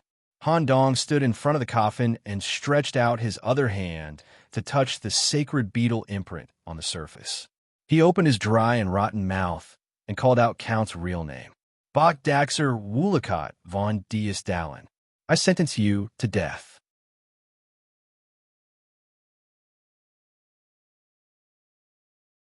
Chapter 504. Inside the coffin. The dense aura of death directly materialized into Death's sacred beetles in a specific area. They crazily gnawed on Count's body, completely suppressing the regeneration ability of his blood. The effect of the attribute was fully displayed. Count's body was quickly withering. No matter how strong the regeneration ability was, it was useless. The essence of the blood wine was gradually being destroyed in such an environment. The Count tried to sacrifice a large amount of blood to self-destruct, but it was to no avail. Every time there was any blood spilling out or any signs of agitation, the aura of death in the sealed coffin would surge rapidly, suppressing the self-destruct effect. This level of death was definitely not something a novice knight could use. Wow, Lord Nicholas, the surprises you gave me are really beyond my imagination. Ha ha ha. Even if he was in such a situation of death, even if his body was being gnawed on by the death-sacred beetles, even if the aura of death had completely destroyed his respiratory tract, Count was still laughing madly. He was still enjoying this unexpected excitement. Since the beginning of the war, the continuous surprises and unexpected situations made Count feel as if he had regained his youth. As the aura of death spread, Count's thoughts were pulled back to the time when he was just a heathen and became a hybrid demon because of his unique laughter attribute. The rapid change in his identity and position allowed Count to own a manor and mansion that belonged to him for the first time. The size of the manor was far from what it was now, and there were not many blood servants. At that time, he was only a baron of the lowest rank. Maniacal laughter was an attribute that made the Earl fearless and daring. After having the basic strength and a blood servant army, Count began to wantonly invade other places where demons and monsters gathered. He even used all kinds of methods to gather information about humans. He tried to intercept some human caravans that were wandering outside. He used sneak attacks to obtain human servants and change them into blood servants that were closer to him to accompany him. The speed at which Count developed his blood servants was 3 times faster than other people of the same rank. Even if someone had warned Count, he still did not restrain himself and became even more unscrupulous. This kind of crazy behavior finally attracted a small team of knights. In a short period of time, more than half of the blood descendants in the manor were wiped out. Of course, Count himself was one of the most outstanding newborn mantis demons. With the blood energy environment in the manor, Count could continuously replenish his life force energy during battle. As long as he was given a chance to breathe, he would be able to rapidly regenerate. On top of that, it used the traps set up inside the manor and some special pets that were assembled. He had killed 3 official knights in a row. There was only one knight captain left. She was a female knight from the Holy Knights, Olivia Hall. She was a rare holy sword knight. In the end, good prevailed over evil. The sacred sword pierced Count's heart, cutting off his vitality. Another holy sword pierced through Count's head, destroying his consciousness. Count had been on the brink of death for decades. Count, who was currently sealed in a coffin of death by Han Dong, once again experienced the same feeling. This made a madman like him involuntarily recall the scene of that night, the scene of his first failure. So arrogant, so pure and holy, so beautiful. Such an angry blonde female knight pierced his body with a sacred sword. This image had been hovering in Count's mind, unable to disappear. That feeling really made him high. Ha! Knight Olivia, please kill me one more time. These were Count's last words before he died. Immediately after, His entire head was eaten by the death's sacred beetle. Death's sentence ended. The reason why Han Dong could control and use such a power of death was not solely because of the help of the Raven God. The Raven God was only a boost that temporarily sent Han Dong into the realm of death. To completely control the power of death, Han Dong still needed to rely on himself. First of all, the word raven was similar to the word black cat in history. It was synonymous with death, fear, and misfortune. Borrowing the power of the raven, it could touch death to a certain extent, but it was not enough for Han Dong to use death in a short period of time. There were additional death characteristics on Han Dong's body. 1. The secret studies plague was also related to death itself. 2. The most important point was the hand of the undying sacrifice. This arm was closely related to death. It was cut off by senior sister Jun during Imhotep's resurrection. It was closely related to death itself. The moment Han Dong stepped into the realm of death, the mummy's arm immediately reacted. It even faintly absorbed the aura of death, trying to make the arm complete. Borrowing this point, Han Dong did not hesitate to use all the energy in his arm as the price in the state of death. In one fell swoop, he displayed the pharaoh's power that was far above his current level. Death sentence. Creak.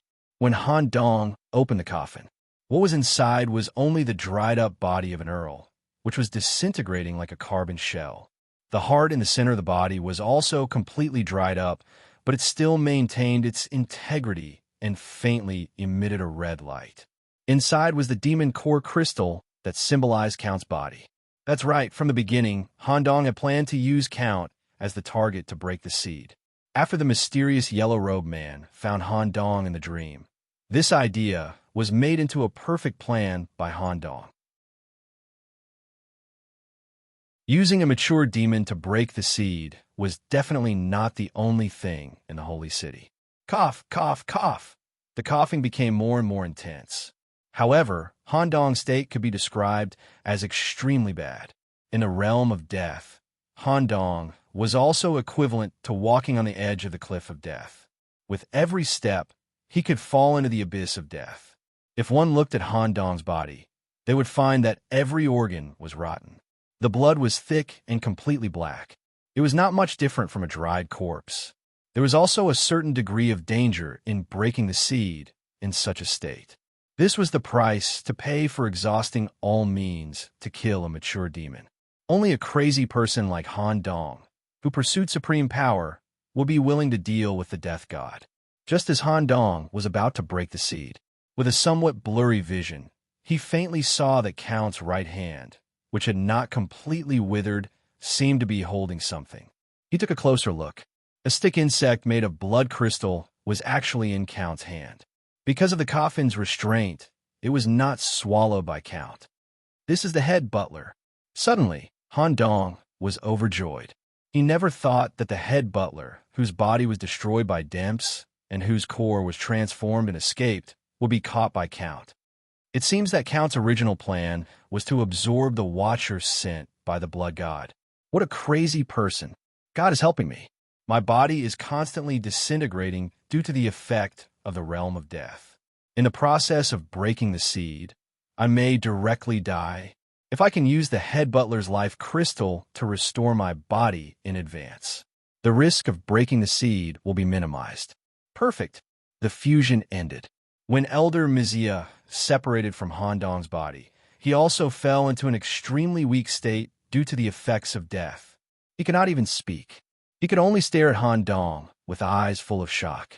Before his body withered away, Han Dong swallowed the blood crystal stick insect into his body. Then, he stepped into the pharaoh's coffin that was overflowing with the aura of death and slept together with Count's remains. In an absolutely quiet, sealed space where no one would disturb them, he broke the seed.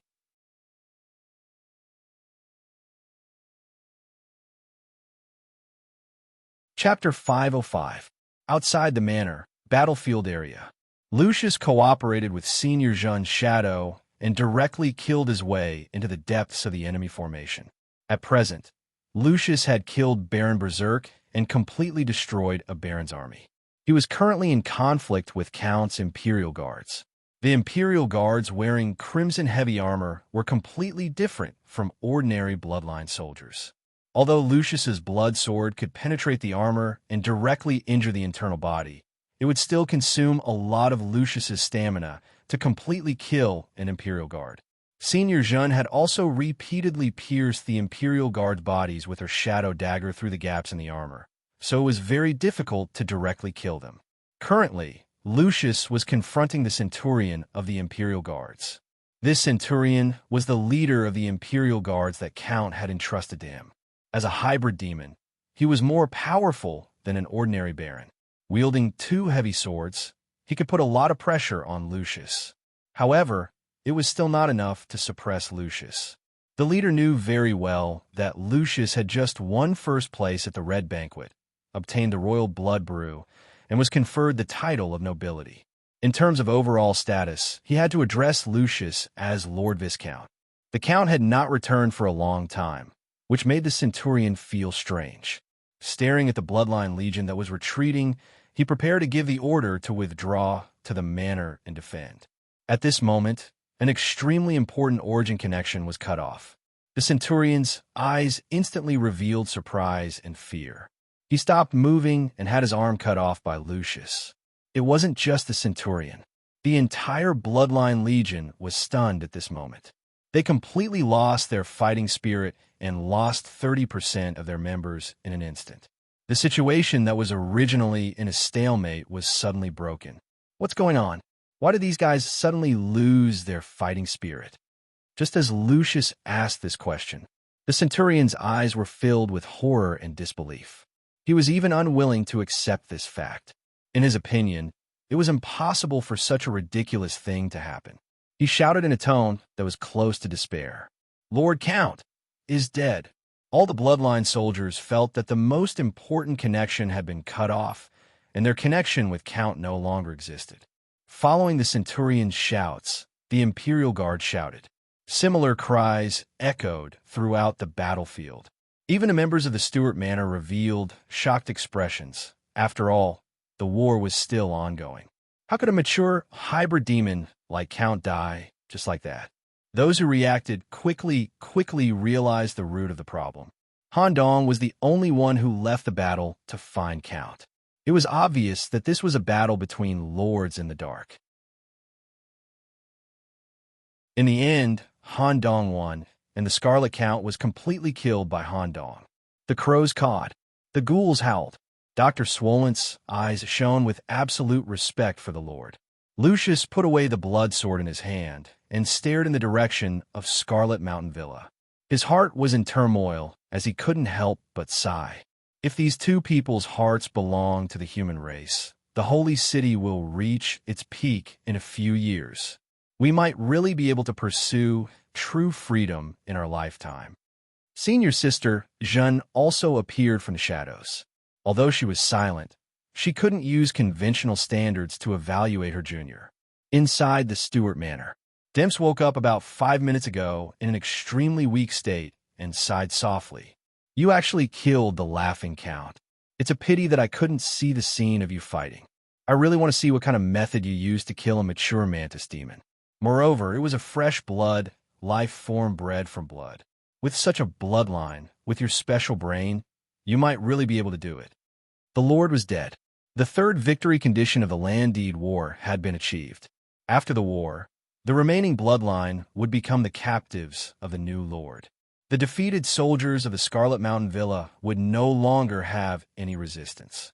From now on, they would all obey the orders of the new Lord. Lucius's team, the Croman Elder, and Dr. Swollen gathered.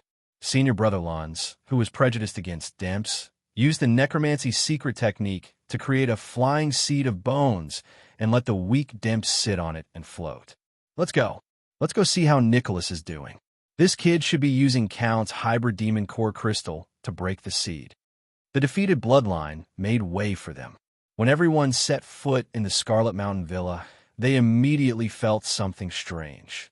The once lush red flowers in the villa had turned grayish-white and were in a state of withering. The rich vitality of the Scarlet Mountain Villa that had been nourished by blood had also disappeared. Everyone even had the illusion that they had stepped into a cemetery. Death aura. What's going on? As a necromancer, Lunds could clearly see that the interior of the Scarlet Mountain Villa was filled with a very thin death aura. If one lived in this area for a long time, their lifespan would be correspondingly reduced. The source of the death aura was the mansion located in the center of the villa. With Lunds leading the way, they followed the changes in the concentration of the death aura through the mansion. This is a special route that Nicholas asked me to investigate in advance. It corresponds to Count's private theater in the depths. There used to be many Imperial guards in charge of guarding it, Senior Sisterchen said. Has this guy been planning this from the beginning?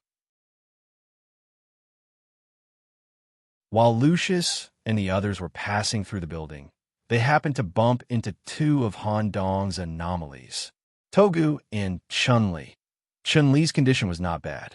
Togu's body was covered in injuries, and he felt like he had been beaten black and blue. However, he enjoyed this state. Along the way, Lucius and the others had experienced too many bizarre situations. They were no longer surprised by Chun-Li and Togu's questions. They quickly went deep into the building to look for traces of Han Dong. If Han Dong was in the middle of breaking his seed, he would need everyone's protection and could not be disturbed by others. Inside the theater, the impassioned sound of a piano could be heard. It was as if a certain play was being shown. Of course, at the same time, the death aura overflowed from the inside like a tide. Lunds used a necromancy secret technique to isolate everyone from the influence of the death aura. When everyone stepped into the theater together, they were all shocked by the scene in front of them.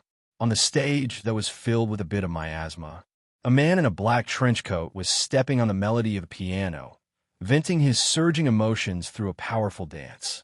The dancer's figure was thin and weak. Even the lines on his ribs could be clearly seen through his clothes.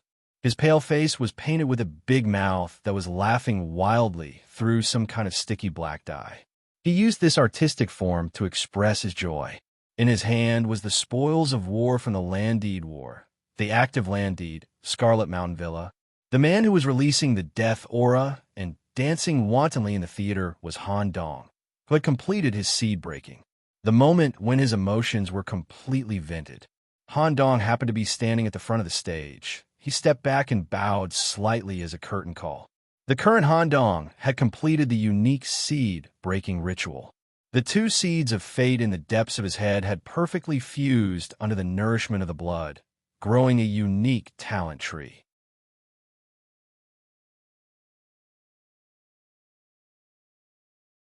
Chapter 506. He was completely immersed in extreme joy. He was happy because he won the war. He was happy because he obtained the title deed. He was happy because he broke the seed. He was happy because he understood death. When Han Dong broke the seed, Bloody Hands was still playing the piano. He couldn't help but dance. He smeared the black substance secreted from his body on the corner of his mouth, drawing a crazy mouth that symbolized mad laughter. Congratulations. When the dance ended, congratulations came from below the stage. Han Dong waved his hand and put Togu and Chun-Li back in his body.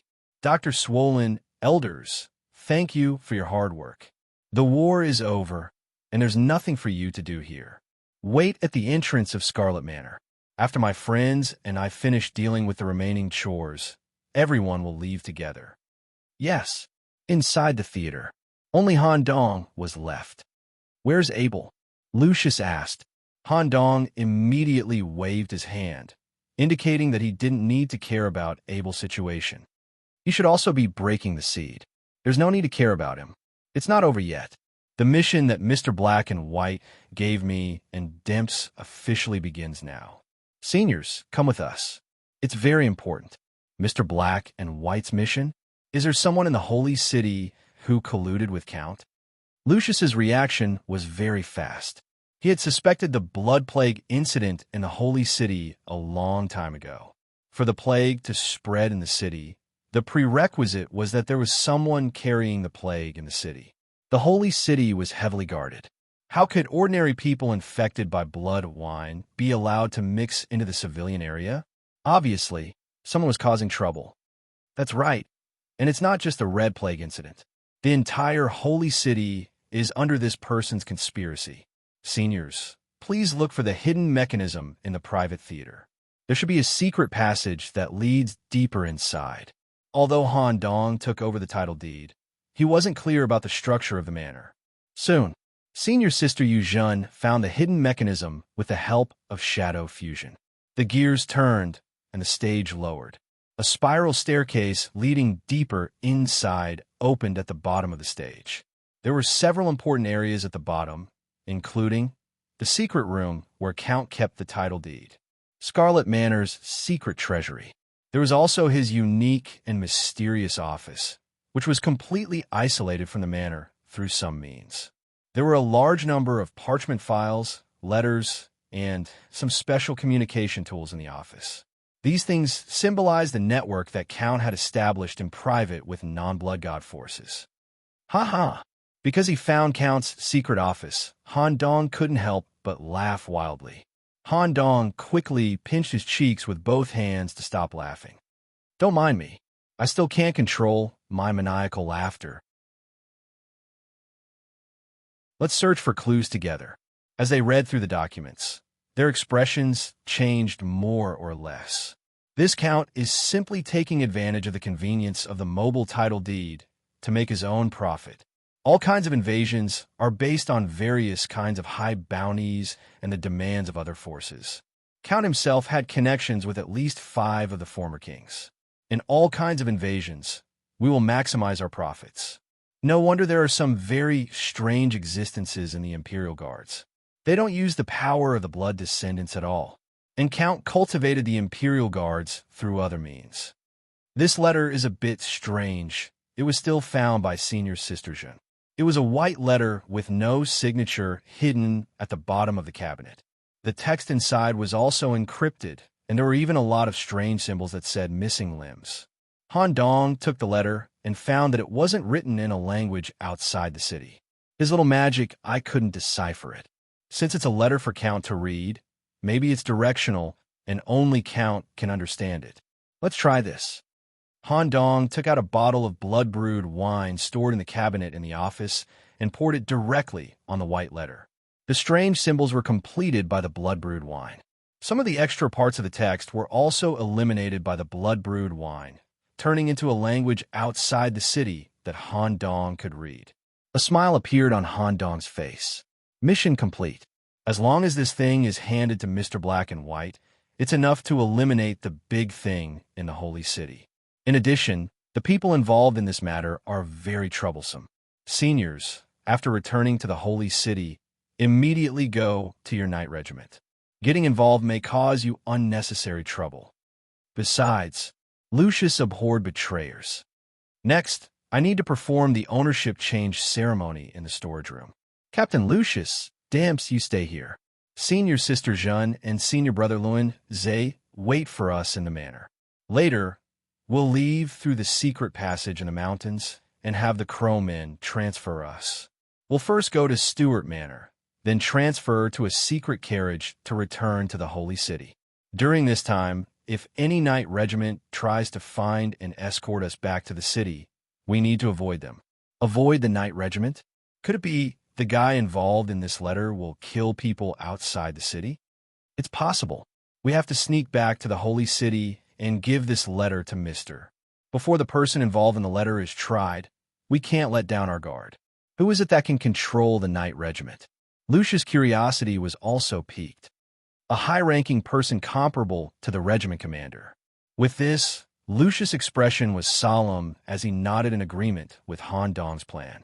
Under Han Dong's arrangement, the 3 of them came to the well-hidden room. Ha! There was another burst of wild laughter. Han Dong's emotions seemed to be magnified by the seed breaking. All kinds of slightly stimulating things could make Han Dong laugh crazily. I'm a little overjoyed. The wealth of the Scarlet Manor is completely beyond my expectations. I've decided that I'll be the first holder and manager of the land deed. Demps, you'll be the second holder. And Senior Lucius, you've been officially conferred the title of Viscount through the red banquet held by the blood god. I'd like to invite you to be the third holder and have the right to freely enter the manor and control some of the blood descendants. Han Dong's choice was considered. Although the land deed had been changed according to the rules of war, the old king had changed. The surface of the land deed had been branded with a yellow seal, replacing the former blood god's mark.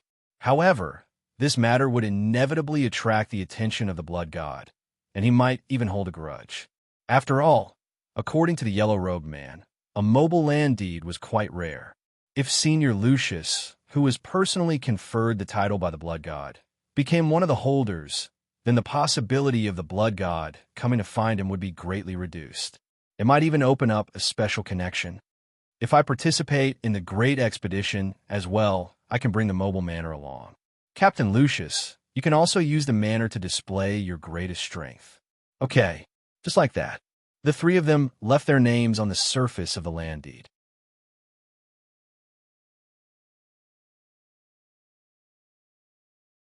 Chapter 507. Cough, cough, cough. After signing the deed, Han Dong coughed for a while.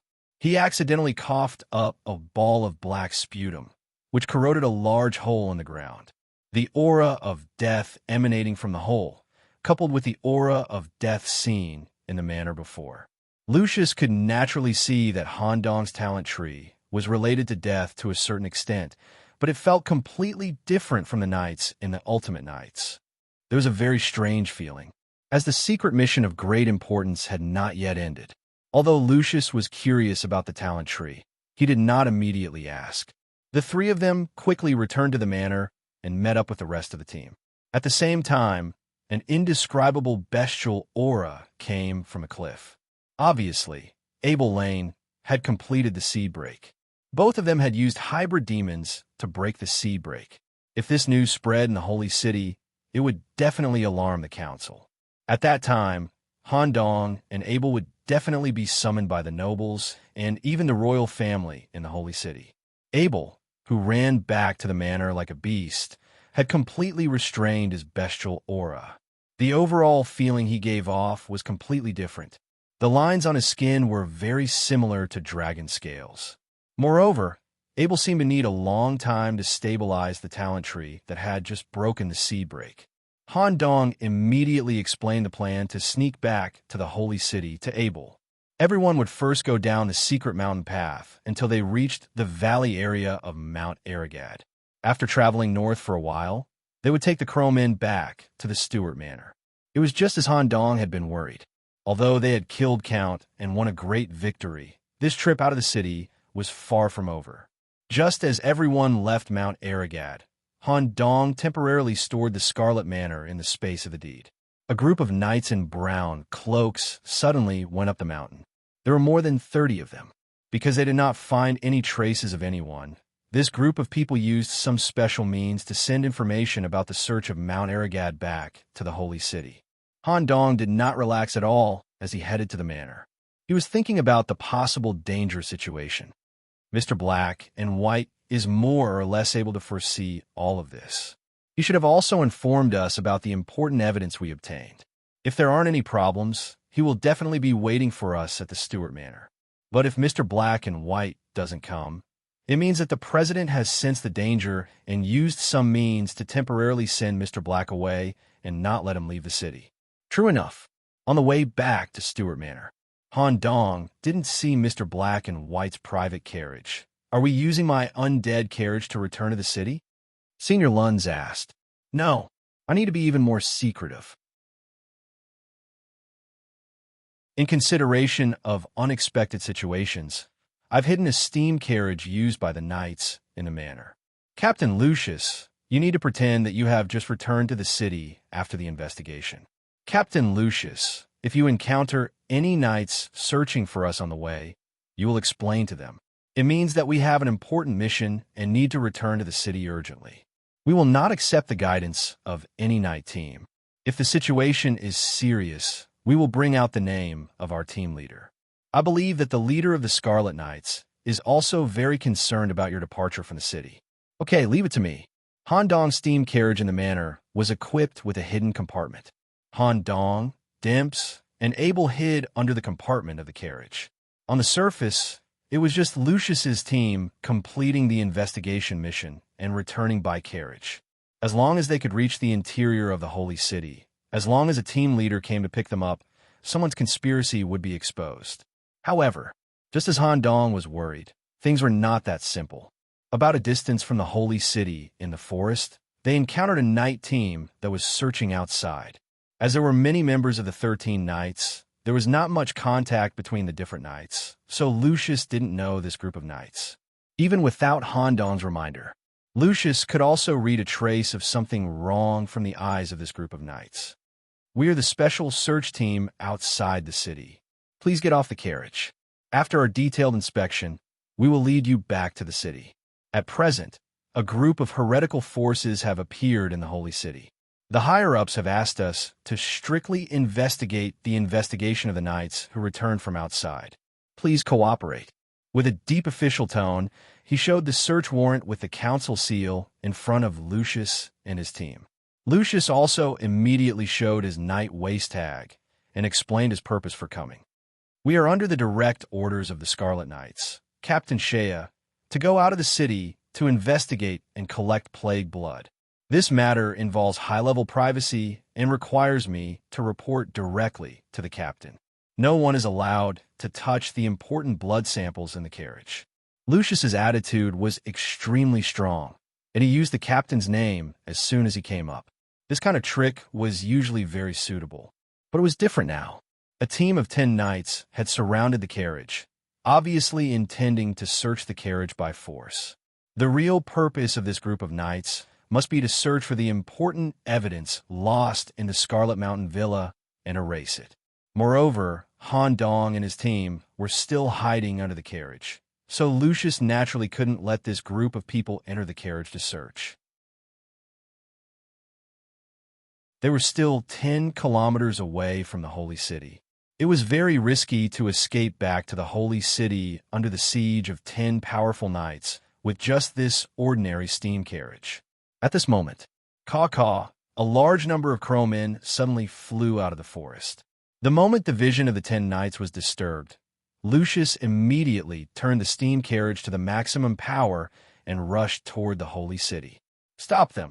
The 10 knights with strange expressions were about to move when they found that their movements were blocked. They didn't know when, but several skeletal arms had grown out of the ground and grabbed the mechanical horses they propped up. Even the shadows had a certain restraining effect. However, these were all elite knights, and they came prepared. If they could complete this special task, they would all receive an indescribable reward, more than 10 years of their salary in the knights. Their mounts were all carefully selected high-grade steam-modified horses in order to prevent them from escaping.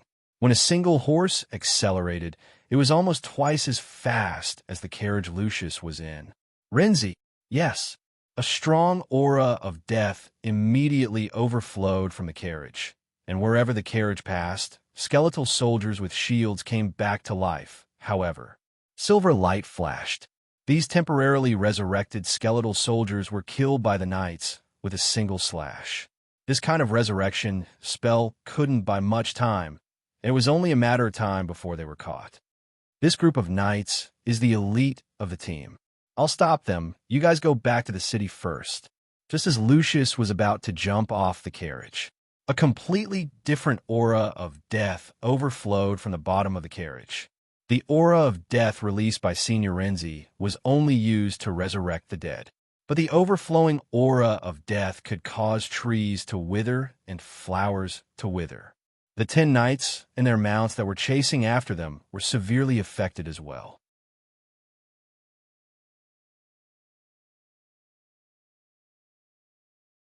Chapter 508. Domain of Death.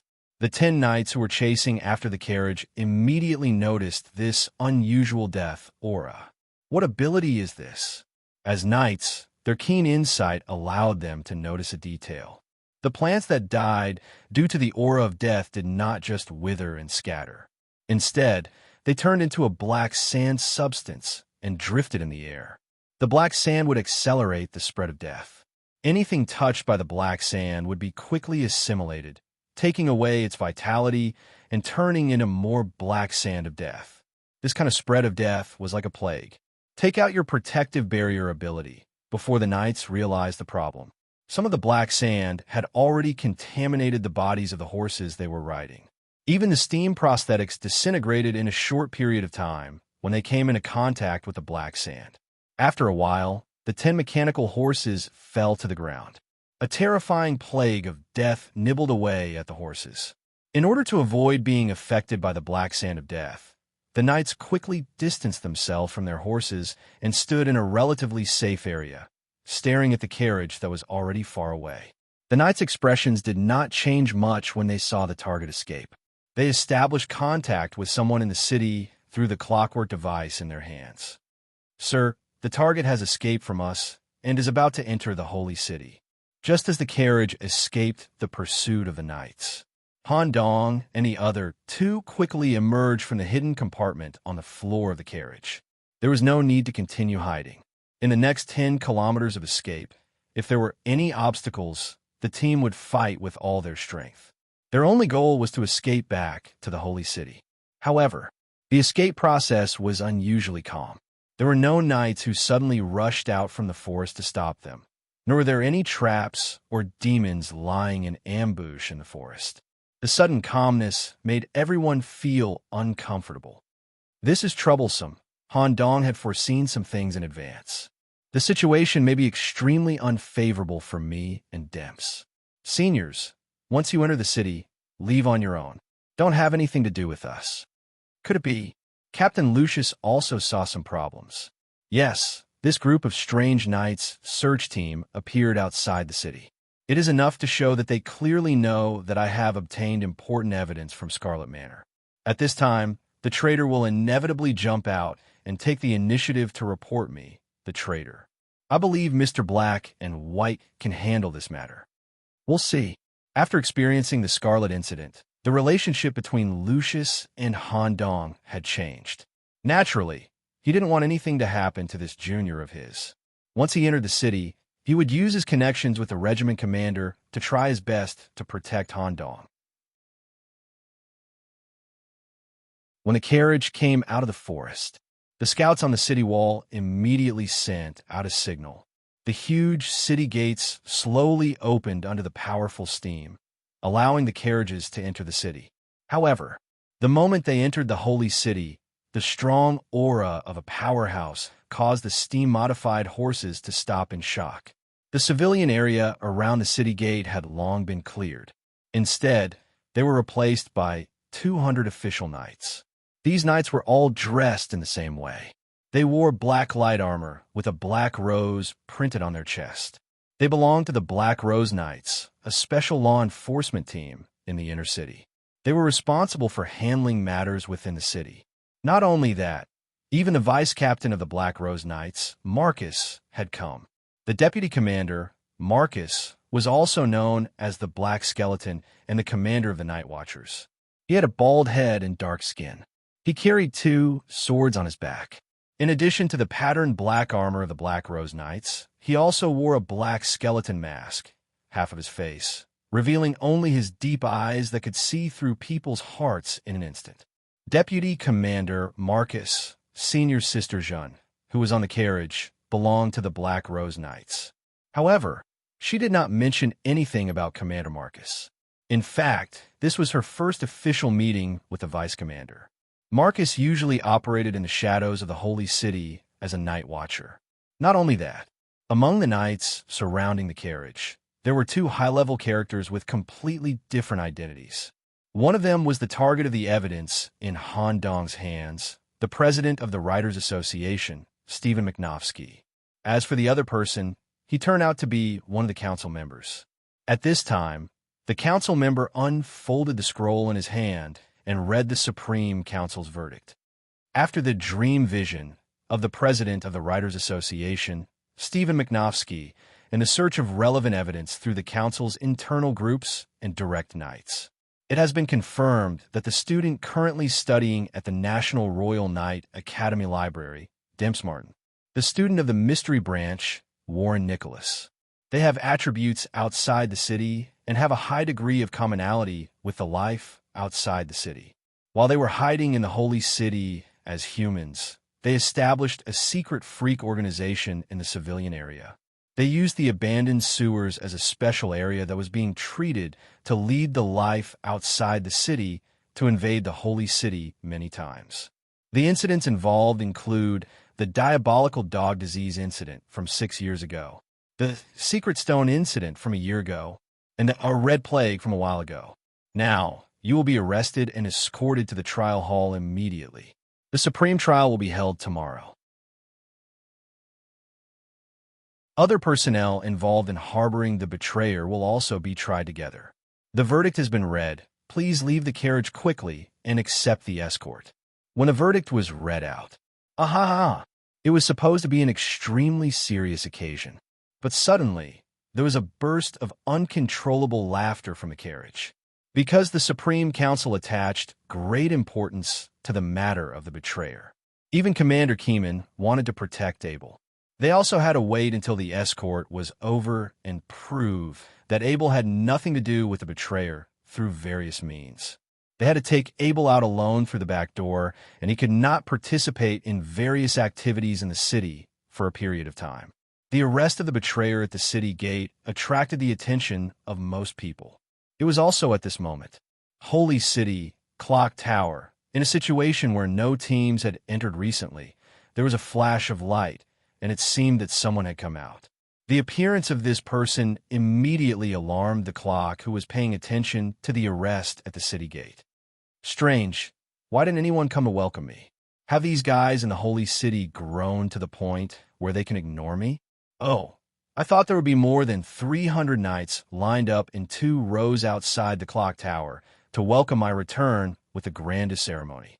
Clock, it's been a long time. It's been hard on you to manage the clock tower. The executives of the Holy City are a bunch of lazy dogs. What has everyone been busy with recently? Why is there no response? Sir, something big is happening at the city gate. The Supreme Council has personally ordered the arrest. Many commanders are paying attention to this matter. Invasion of the hybrid demons? The betrayer incident. 2 trainee knights are involved, and 3 knights are suspected of harboring the betrayer. But many big shots are involved. Interesting, I'll go take a look.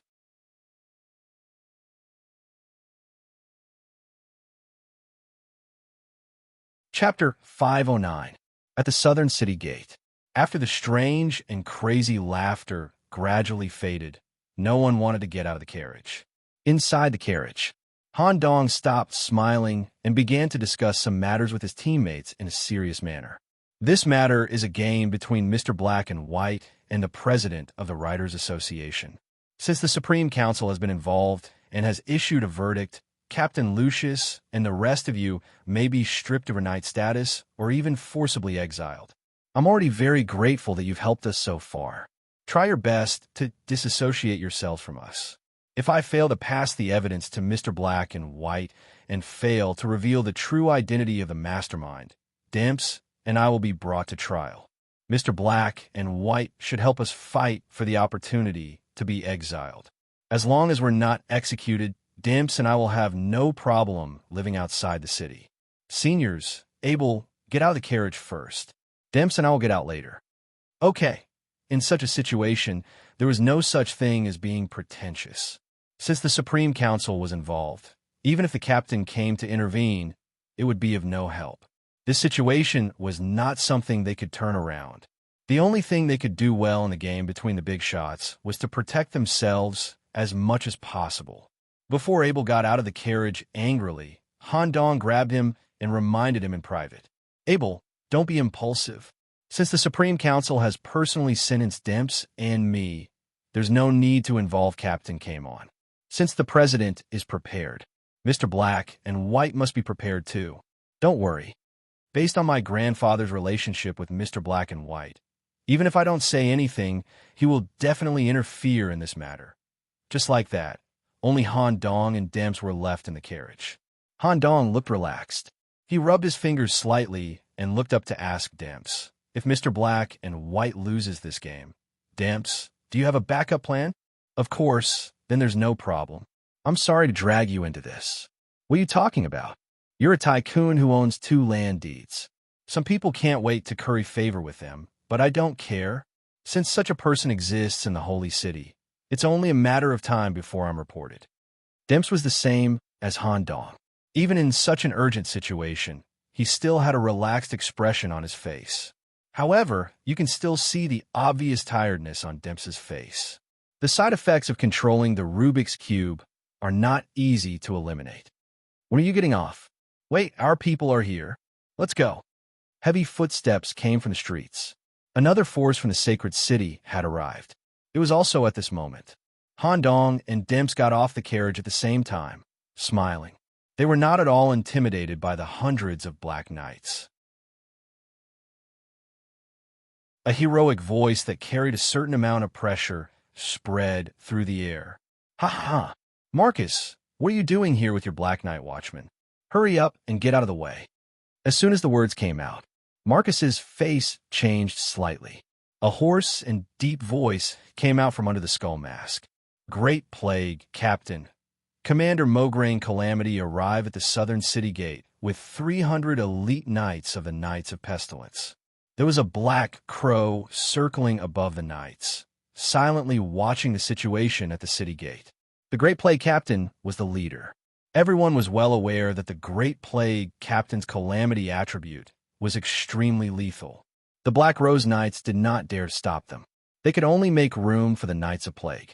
The bald council member who had his eyes sewn shut ignored the Great Plague Warden and shouted, "What are you doing?" Captain Mograine, this arrest and escort sentence is the Supreme Council's decision.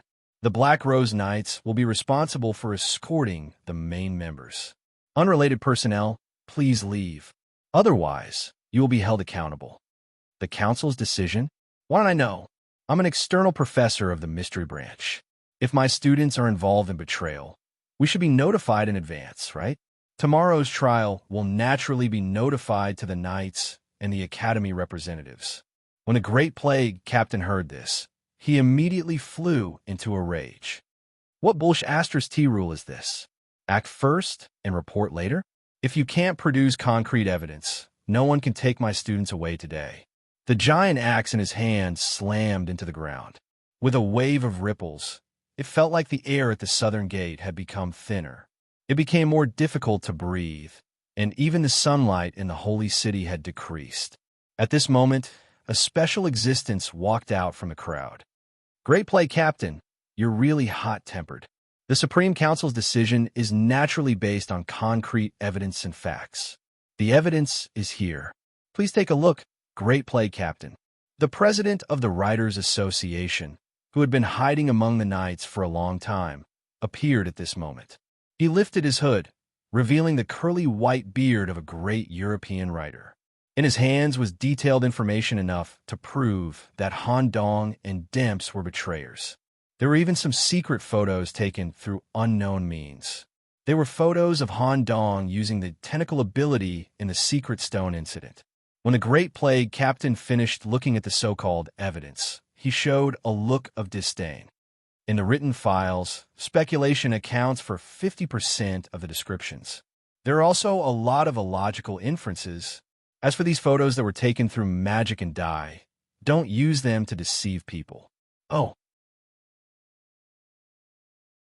Great Plague Captain, do you mean that the counselors in charge of investigating the evidence are incompetent? Are you questioning the highest executor of the Holy City? As soon as he said this, the Great Plague Captain's heart skipped a beat. He wished he could kill this person immediately. At this moment, the crow circling in the sky descended and perched on the Great Plague Captain's shoulder. It secretly transmitted its voice to suppress the Great Plague Captain's anger and told him what to say next.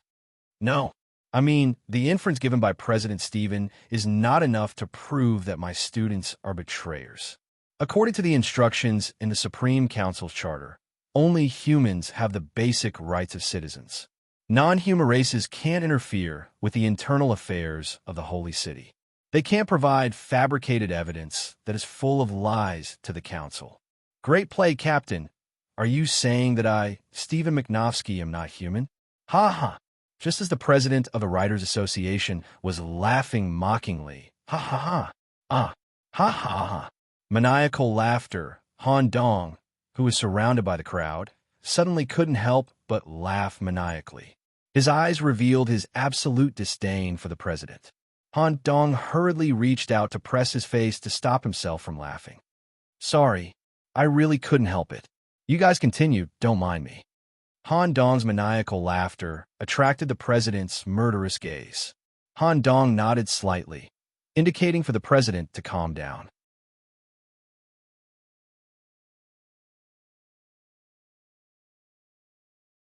Chapter 510. Han Dong's smile was not because he was certain of victory. It was because the president's mocking laughter had made him laugh. So far, Han Dong had not seen any turning point in this game. The president of the Writers Association had more power than Mr. Black and White in the Holy City. He had already used various loopholes in the Holy City to infiltrate the higher-ups. Even if the Great Plague Elder stepped in, all he could do was stall for time. With the Supreme Council's order, Han Dong's arrest was basically a foregone conclusion. At this moment, there was actually another force that had arrived. There were less than 100 people, but they forced the Black Rose Knights and the Knights of Pestilence to retreat. The arrival of this force made even the councilman and the president of the Writers Association frown. Marcus, the person in charge of the arrest operation, had a troubled look in his eyes. The originally simple arrest operation had become extremely complicated. The curator is here. There were a total of 30 special personnel wearing pure white high-collared robes and pointed hats. The back of their robes was printed with the San Yuan script imprint. The leader was the head of the National Royal Knight Academy's library and the editor-in-chief of the Holy City Empire Book Publishing. He was also the honorary president of the Magic Association, Reynolds Rodney. His image was that of an old man with a white beard. He was a white-robed wizard that was more commonly seen in fantasy movies. Deputy Curator Hera was also beside him. It was obvious that the force of the library had stepped in because of Martin. The reason why it was a little late was that Deputy Curator Hera had personally written a letter asking the head curator to step in. After all, she was useless in this matter. The contents of the letter described Dempus as a magic genius that was hard to come by in 100 years, as well as his unique ability to control more than 5 different elemental magic at the same time. This moved the head steward, who ultimately decided to intervene in this matter. Councilman, I agree with the Great Plague Elder. This matter involves an important staff member in my library, Martin.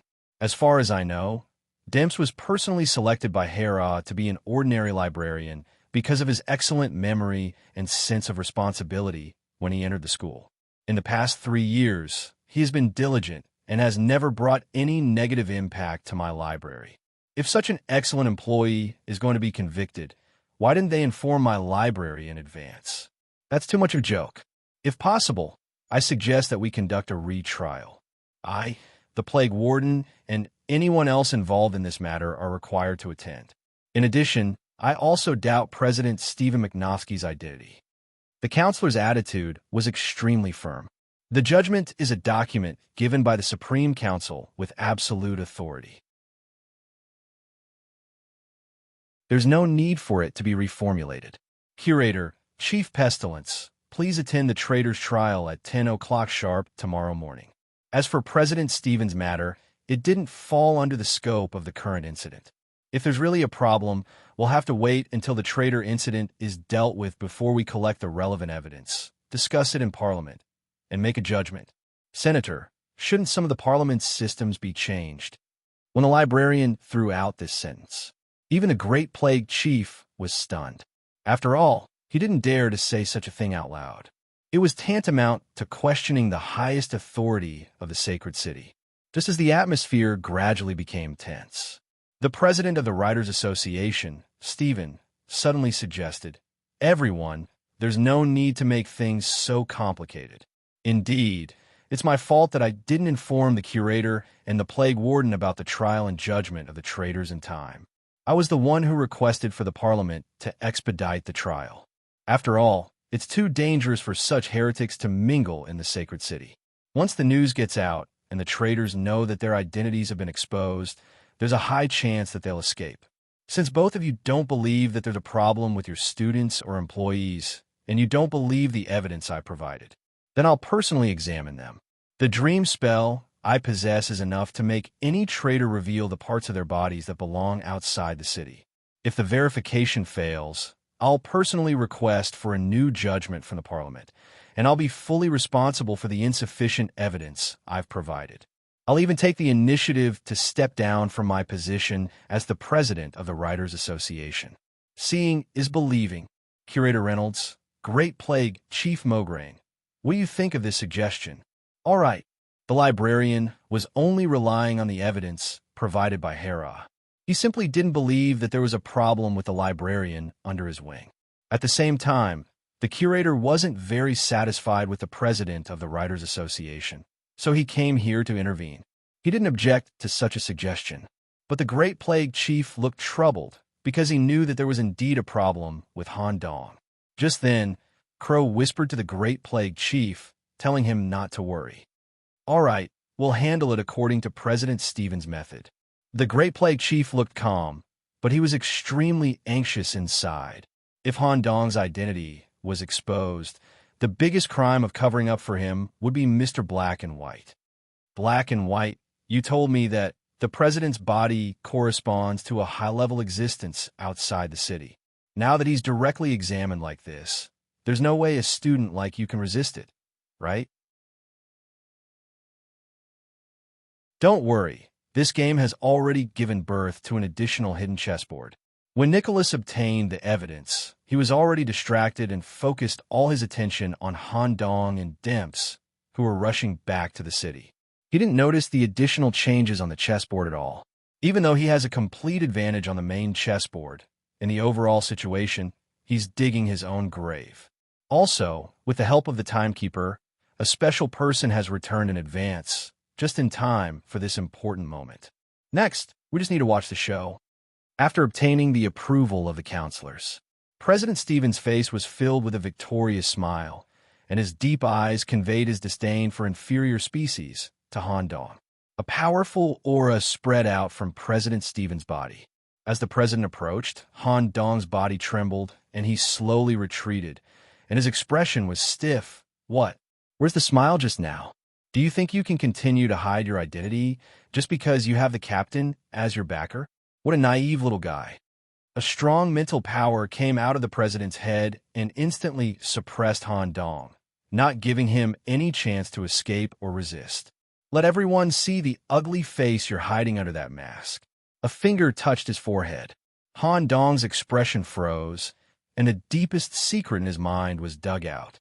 A strong aura of death overflowed from Han Dong's feet.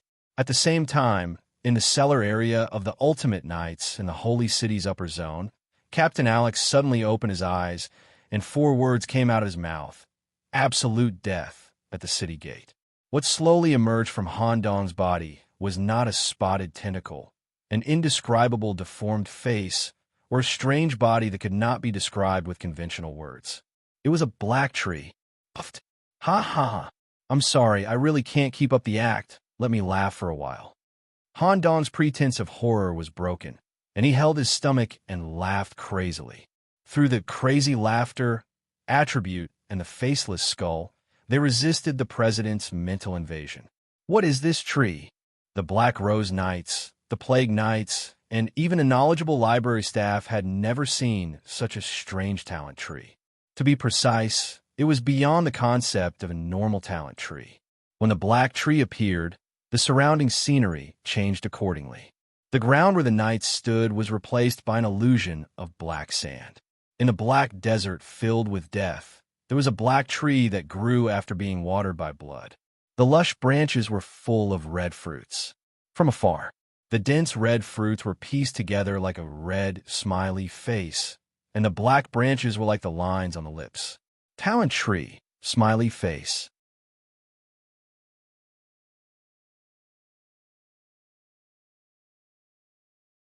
Chapter 511. Seed Breaking. When the seed of destiny reached a full state, by killing creatures outside the city, the seed would be stimulated to germinate due to the chaotic energy entering the seed. The talent tree that grew would be mixed with one's own attributes, as well as the characteristics of the creatures killed outside the city. Often, by finding a suitable life outside the city to break the seed, the talent tree obtained would be purer and more suitable for the growth of the individual in the later stages. The final realm that the knight could reach would also be higher. But Han Dong's situation was completely different from that of an ordinary knight, because he needed to fight a mature, hybrid demon, Scarlet Count head-on. Han Dong chose to fuse with Elder Mizia, who was a hybrid demon. From a moment the hybrid demon core crystal was embedded in the soul, Han Dong crossed the line in advance as an apprentice knight, the line that separated official knights and apprentice knights. Because of the gift of death given by the Raven God, Han Dong was able to reap the benefits from it, confirming and strengthening the direction of his seed breaking. Under such circumstances, Han Dong chose to use a unique method to break the seed. Taking advantage of the domain of death that had yet to dissipate, Han Dong sealed himself in the coffin. He directly used the royal blood wine in Count's body to water the 2 seeds in his head. Then, he used Count's laughter core crystal as the source to provide the energy needed to break the seed. It was the first time in history that a mature hybrid demon was used to break the seed. The mystery branch's corresponding plague study was closely related to death. The library's corresponding black magic was closely related to death. The arm that Han Dong took from the undead sacrifice in the mummy was also related to death. In this way, Han Dong stood in front of the domain of death and guided his talent tree to develop in this direction. This was the difference between him and an ordinary knight. An ordinary knight breaking the seed was like riding a wooden boat made of seeds, crossing the river with the energy provided by creatures outside the city. Han Dong, on the other hand, stood on the other side of the river in advance and pulled the boat over with a rope to reach the area he wanted, which was the domain of death. There was another problem here. Why did Han Dong choose Count? Was it purely because Count was a mature hybrid demon, so he did not consider the compatibility of attributes? That was not the case. What Han Dong was really interested in was the maniacal laughter attribute. As for the corresponding scarlet blood brew, it was only used to water the seeds. This was the faceless skull that could grant him immunity to mental influence. Once he obtained it, he could further protect it and even upgrade it. Moreover, Han Dong could make up for this attribute in the future movie The Clown Returns to Life. When Han Dong learned about the fundamental concept of mad laughter from Clown, he was greatly interested in this Scarlet Count. Since Yellow Clothes requested a fight for the title deed, Han Dong decided to take advantage of the situation and break the seed. The appearance of the Raven God was unexpected, and it allowed Han Dong to achieve his goal more smoothly. Just like that, this unique talent tree was born. As the illusion of the talent tree was drawn out, sitting in the stargazing room, Mr. Black and White, who was ordered to be grounded, smiled. The president of the Writers' Association, who originally wanted to draw out Han Dong's true body, actually drew out a talent tree. This directly meant that Han Dong had already broken the seed outside the city, and he was a full-fledged official knight, a complete human. This is the mysterious apprentice that you said studied black magic in the library? That's right. I didn't expect such a talent to appear in the holy city. Ha ha ha. The librarian, who cherished talents, smiled when he saw the talent tree behind Han Dong. The Great Plague Master was also dumbfounded. He did not expect things to turn out like this. Among everyone present, only one person had a look of horror in his eyes. That was the president of the Writers' Association, who was completely confused. When he saw the talent tree, he suddenly realized that he had been too hasty and did not see the additional hidden chessboard, thus placing the wrong piece. Things were not over yet. At this moment, it was Han Dong's turn to replace Mr. Black and White to place a crucial piece. A letter found in the depths of the Scarlet Manor was in Han Dong's hand. The information recorded in the letter was enough to prove that the Scarlet Plague incident was a private communication between the president and the count, and they had conspired to introduce the Scarlet Plague. Just as the letter was thrown into the hands of the counselors, A gloomy voice echoed directly in Han Dong's head. The president of the Writers' Association was speaking privately to Han Dong, as expected of the young man chosen by Black and White. Interesting. However, this letter can only prove that I have been in contact with Count, and it can't reveal my true identity. At most, it can only pull me down from the president's position. You should know that during my time in office, I have already corrupted a part of the holy city's roots. When this is over, it won't be too late for me to slowly kill you. No, I'll kill you now. I didn't expect you to be able to resist my spiritual invasion. If I kill you directly, the autopsy will be able to prove everything, right? You're just a knight who has just lost his seed. Your laughter is really disgusting. For a moment. The president of the Writers' Association emitted a powerful aura that was almost equivalent to that of a commander. A dagger of unknown quality was held in the president's hand. Understanding death meant that Han Dong had a deeper understanding of death. Staring at the dagger in the president's hand, Han Dong knew very well that once the dagger pierced his body, he would die instantly. The spiritual restraint and the pressure from the aura made it impossible for Han Dong to dodge the next attack. Marcus, the deputy commander of the Black Rose Knights, who was in charge of resolving matters in the city, stepped forward as soon as the dagger was drawn, trying to stop all of this. However, he was still 10 meters away from the scene of the incident. His speed was not enough to catch up and stop it. The librarian needed to cast a chanting spell to tear apart the president's spiritual domain. The Great Plague was a natural disaster, and it also needed a certain amount of time to invade. Death was about to befall Han Dong, and all of his efforts were about to be destroyed. A figure passed through everyone and stood behind the president of the Writers' Association, Stephen Macnowski. With Han Dong's vision, in addition to the red outline of the figure, there was also an ash crown floating on its head.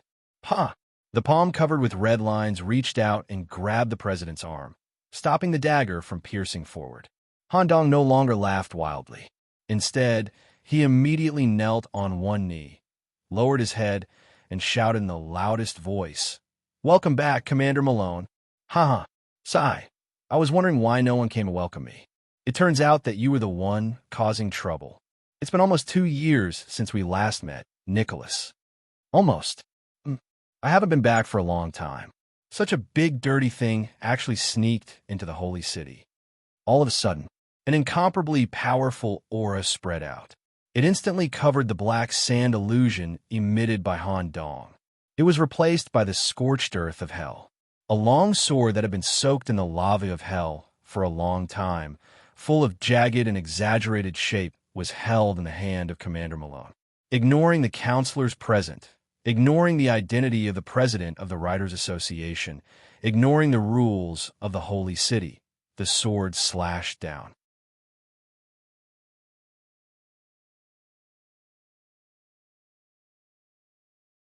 Chapter 512. The power of Malone's attack was far stronger than when he fought Han Dong on Hell's Island. After all, he had only used 10% of his strength at that time. Now he was seriously killing the foreign species. Ka, the ground cracked as if it was cut open by a saw-like tool. The cracks were uneven. The cracks even spread out 100 meters and collided with the thick city gate used to block the hybrid demons, leaving a deep tear mark on the surface of the city gate. The layers of barriers inside the city gate were affected, and the metal gear structure was damaged to a certain extent. After this, it was necessary to spend a large amount of money to repair the city gate. However, he didn't die. Captain Malone's eyes were filled with shock. He had unleashed the might of the Archdevil Lord of Bator, and he had taken this strike seriously. To think that he didn't die even after being hit by a direct hit. This meant that the thing hidden in the body of the president of the Writers' Association was not simple. In the completely cut open body, tentacles filled with eyeballs, fingers, hair, and pieces of flesh crazily overflowed. In an instant, it polluted the vision of the official knights present. Dark lines spread out around the eyes. One of the tentacles with a mouth said in a voice full of resentment, "Hell Knights, Malone Hines H. Kazakovic, I didn't expect black and white to be hiding such a chess piece. It shouldn't be a problem for me to kill this kid with half my life, right? You are? Nicholas, back off. Malone's left hand quickly stretched forward, but he could only grab 90% of the tentacles with Hell's grasp. There was still a portion that went straight for Han Dong. Under the restriction of the spiritual domain, Han Dong could only take half a step back. At the critical moment, a special aura descended. The tentacles floating in the air suddenly froze. Even time seemed to have frozen at this moment. It was also in that instant that time froze that a giant scythe swung down, cutting through the body of the indescribable object and harvesting it away. In the blink of an eye, the tentacle hovering in front of Han Dong's eyes gradually turned gray and scattered into ashes, drifting away with the wind. The terrifying life form hidden in the Writers Association's president's body died, just like that, leaving behind a sliced, open skin. A cloaked man with a huge silver scythe on his back slowly descended from the sky. He used his legs to crush the lifeless body of the president. With the end of the sickle, he hooked out a dark gray crystal from the wreckage. Dual crystal cores, consciousness transmission. I actually let it escape. That was right. The person who stopped all of this was the leader of the Ultimate Knights, Alex Reaper, who had rushed over from the higher area after sensing the death domain. Under the hood, everything was pale. Soft pale hair hung over her shoulders.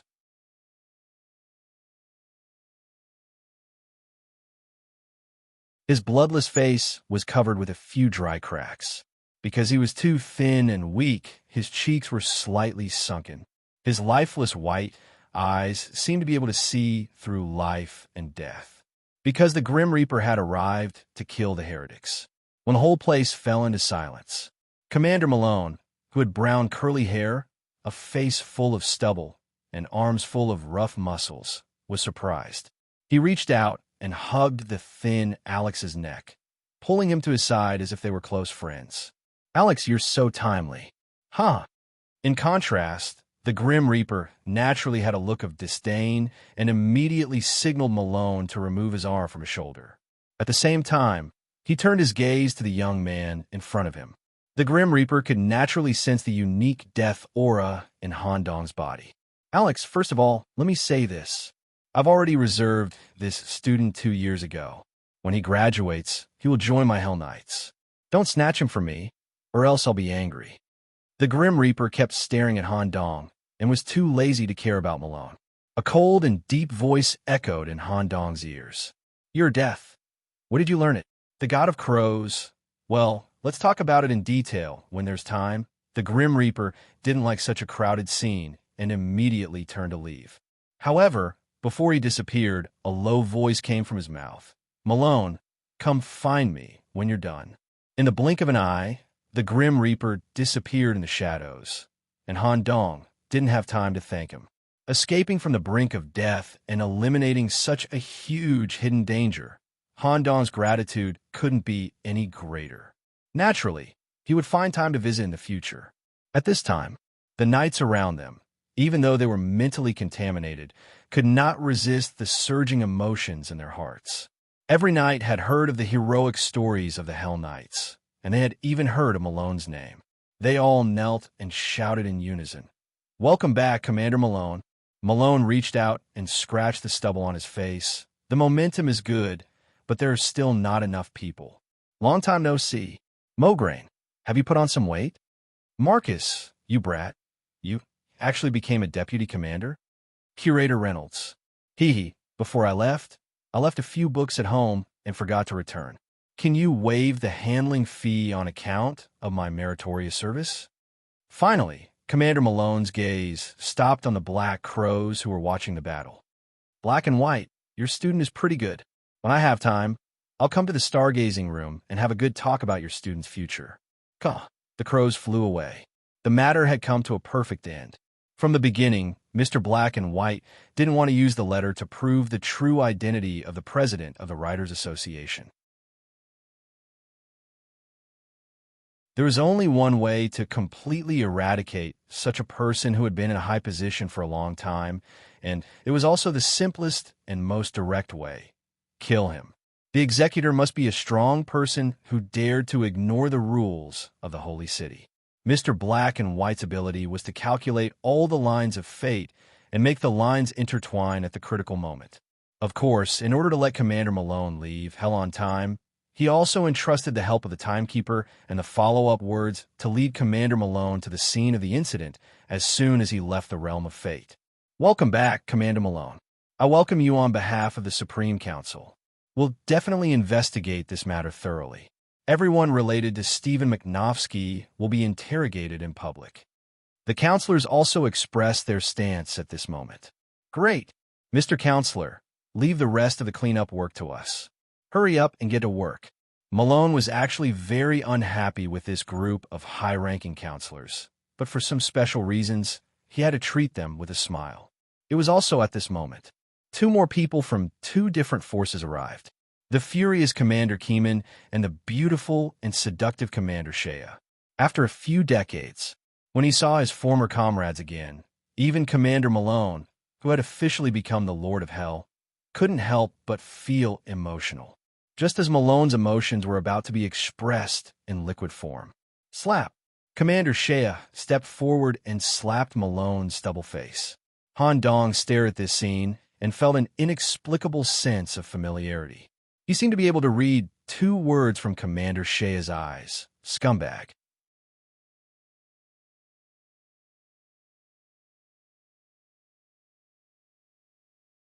Chapter 5:13.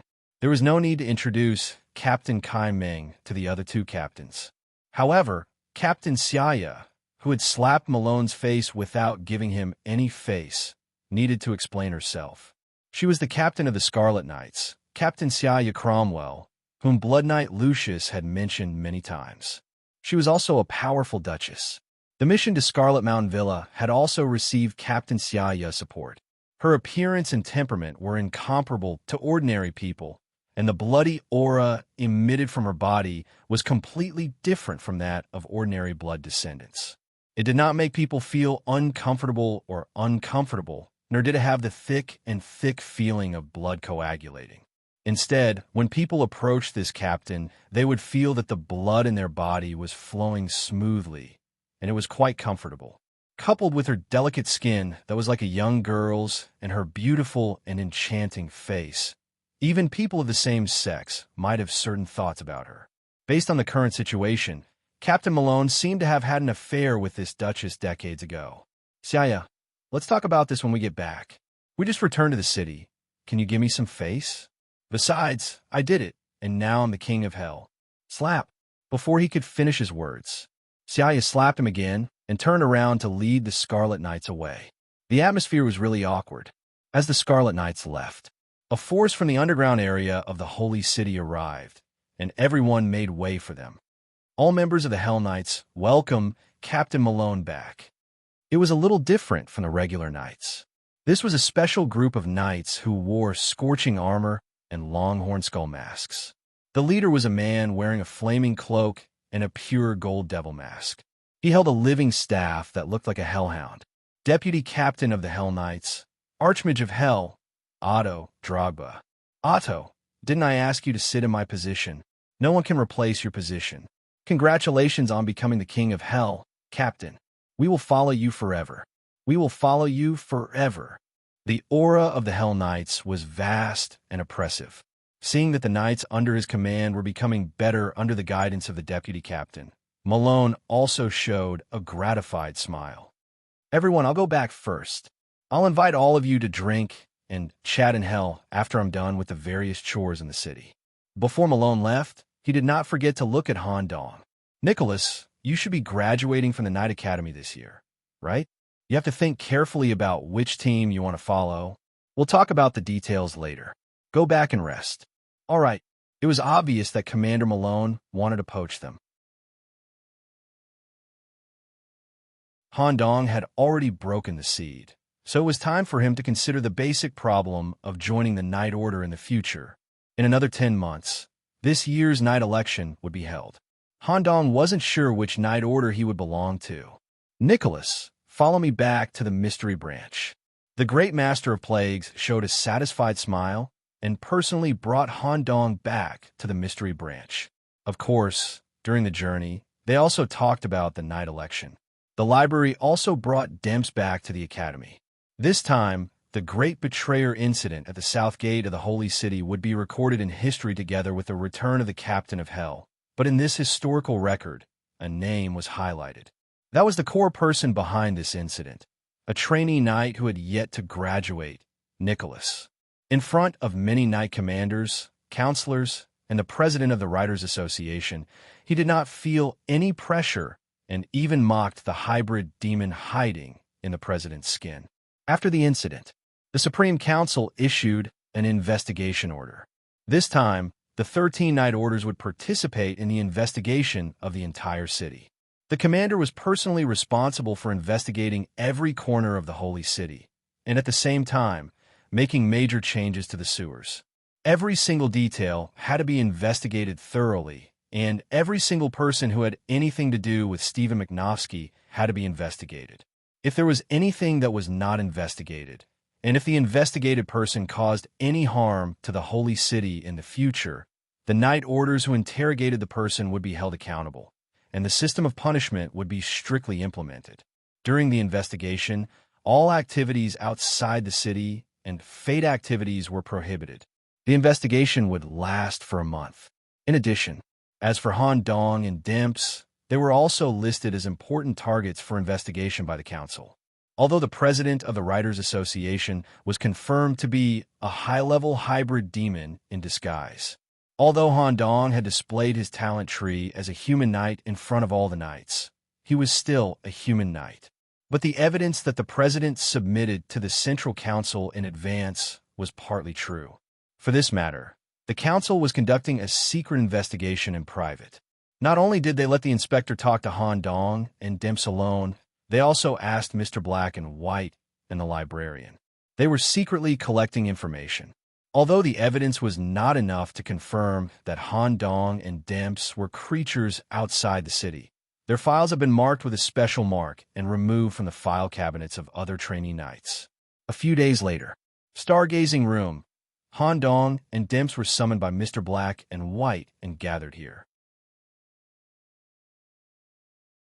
After returning to the academy, Demps directly slept in a magic bath for 3 days and 3 nights to recover his tired body. Controlling and using equipment that was far above his level, Demps was completely drained. According to the agreement, Demps, you have successfully completed the mission. I will give you a chance of unconditional divination. If you want to use it, you can come to the stargazing room at any time. Okay, you should know the purpose of calling you here this time. The council has listed you as a person of special attention. In future activities, you must absolutely avoid using abilities outside the city. Understood. In addition, Stephen McNofsky is dead, but the thing hidden in his body used the means of consciousness transfer to escape. Even if this big thing is not the Old King, it is a high-level hybrid demon second only to the Old King. His long-planned plan was destroyed by you, so he will naturally bear a grudge. In future activities outside the city, you must be careful. Make use of your relationship with the Old King to avoid danger. Okay. When Mr. Black and White finished his exhortation, his face was brimming with a joyful smile. He had finally won this game of chess that was carried out in the dark. Otherwise, when the great expedition arrived, everything would be too late. There seems to be a lot of people from the outer yard who are looking for you downstairs. Hurry down. I still have a lot of things to deal with. With Stephen as the center, I have pulled out more than 100 henchmen. There are also some completely rotten dark operations that need to be eradicated. Thank you for your hard work, sir. When Han Dong and Demps walked out of the Dark Moon Tower, at the front door area, the companions who had gone through life and death with them gathered. The one with the strongest aura was naturally Captain Lucius. Cass, who had broken the talent tree, Overlord, also arrived with his little female companion, Sophia, and the smith, Koslin.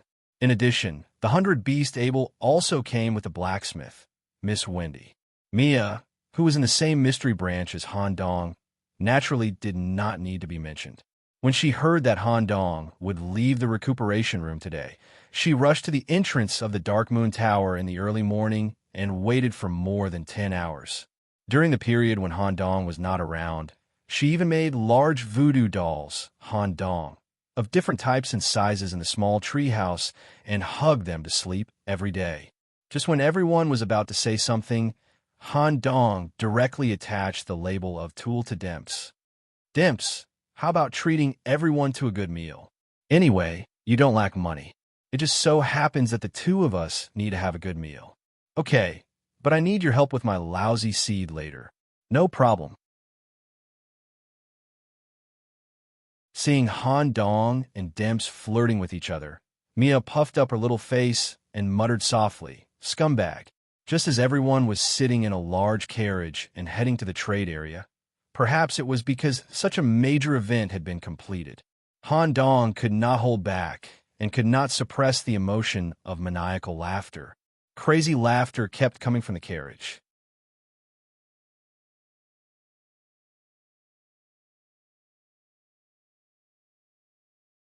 Chapter 514. It had been half a year since the Great Betrayer incident. Led by the president of the Writers Association, Stephen McNofsky, a total of 1,087 people were involved in the incident. About 50% of the writers in the Writers Association alone had a private connection with Stephen, and all of them were involved in the plan to harm the Holy City. The Big Purge this time could be said to have caused great damage to the Holy City. Of course, it also allowed the Holy City to escape from a great crisis. Otherwise, once the rebellion was caused by the president of the Writers Association, the inner area would be disintegrated from the root. By then, the knights who were on an expedition could only watch the Holy City fall. During President Stephen's reign, he had seen through and made use of almost all the loopholes existing in the Holy City. From another perspective, it was also thanks to President Stephen. Now, as long as these loopholes were filled in one by one, the safety of the Holy City would be maximized. The Supreme Council also specially awarded the highest honor medal to Mr. Black and White. At the same time, they also gave Mr. Black and White more authority related to the dark side of the Holy City, including direct supervision of the Writers Association and control of the inner city's law enforcement team under special circumstances. It was also because of the great damage. The originally scheduled Great Expedition would be slightly delayed, but the total duration would not exceed 2 years. Outside the city, at a certain border area of the Gain Forest, as usual, a carriage with a crow logo on the carriage drove here. Demps, who was wearing a monocle, would get off here. However, the situation was slightly different this time. The interior of the carriage was more lively than before. The three of them got off together. Demps, Han Dong, and Mia, who had followed them out of the city due to special circumstances. Half a year passed. Han Dong, who had completed the seed breaking, thought that his body would become stronger due to the formation of the talent tree, but in fact he still looked weak and sickly, and even his skin was paler than before. Of course, this was just a physical appearance given by death. Han Dong's real physical condition was still very good. As for the maniacal laughter attribute, Han Dong had gradually restrained it in the past 6 months, except for when he would laugh maniacally under special circumstances. Under normal circumstances, Han Dong would only reveal a very friendly smile. As for why Mia followed them out of the city, it was naturally because she was in her 4th year of university and Mia hadn't found a suitable seed breeding target. In a conversation, she heard from Demps that there was an area called Insect Valley, so she wanted to follow them out of the city. Of course, Demps went out of the city this time to break the seed. In terms of taste, Demps was much more picky than Han Dong. In the Battle of Scarlet Mountain Villa, there were 6 Baron hybrid demons, 3 Praetorian Army hybrid demons, and 3 pet hybrid demons. There was also a mature hybrid like the butler. None of them caught Demps' attention. Absolute compatibility. This was Demps' request. Years ago, Demps' mother had been searching for a target for him.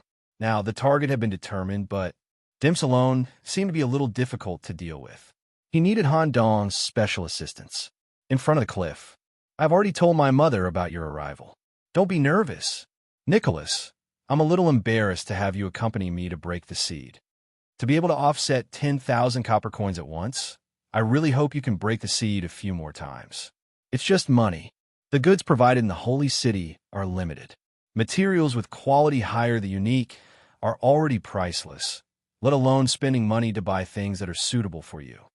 Haha, I don't spend money to buy high-quality equipment. Currently, Han Dong, who owned 2 manors, needed a lot of financial support. After experiencing the First Land Deed War, Han Dong felt the power of technology. The lowest level of ghouls could suppress the powerful blood descendants produced by blood wine through technological transformation. For this reason, Han Dong decided to continue to develop technology in the manor and let the mad scientist, Dr. Swollen, be in charge. Don't worry. As long as this seed can be broken, I'll lend you another 10,000 copper coins. Let's go. Mother has been waiting for a long time. Demp stepped into the mobile wooden house embedded in the cliff first. Standing outside and staring at the open black door of the wooden house, there was an inexplicable sense of danger in his heart. Mia's spider sense also made her hair stand on end. She held Han Dong tightly. She even grew 4 spider legs and put them on Han Dong's body to some extent. Han Dong also asked about Demp's mother in advance, but Demp's answer was, "Mother is just her name. We are not related by blood. As for the information of mother, it is absolutely forbidden to disclose it to the public. Please rest assured, Nicholas, as long as they are my friends, mother will never hurt them." Warm flames were burning in the stone fireplace. The spacious rectangular hall was wider than it looked from the outside. There were a lot of abstract paintings hanging on the wall. Through exaggerated, distorted heads and psychedelic colors, they were used to express spiritual release. If one stared at the paintings for a long time, they would even find that the paint would slowly flow. This room seemed to be an interactive room. In addition to the wooden door that Han Dong and the others came in, there were 18 doors in the rectangular hall.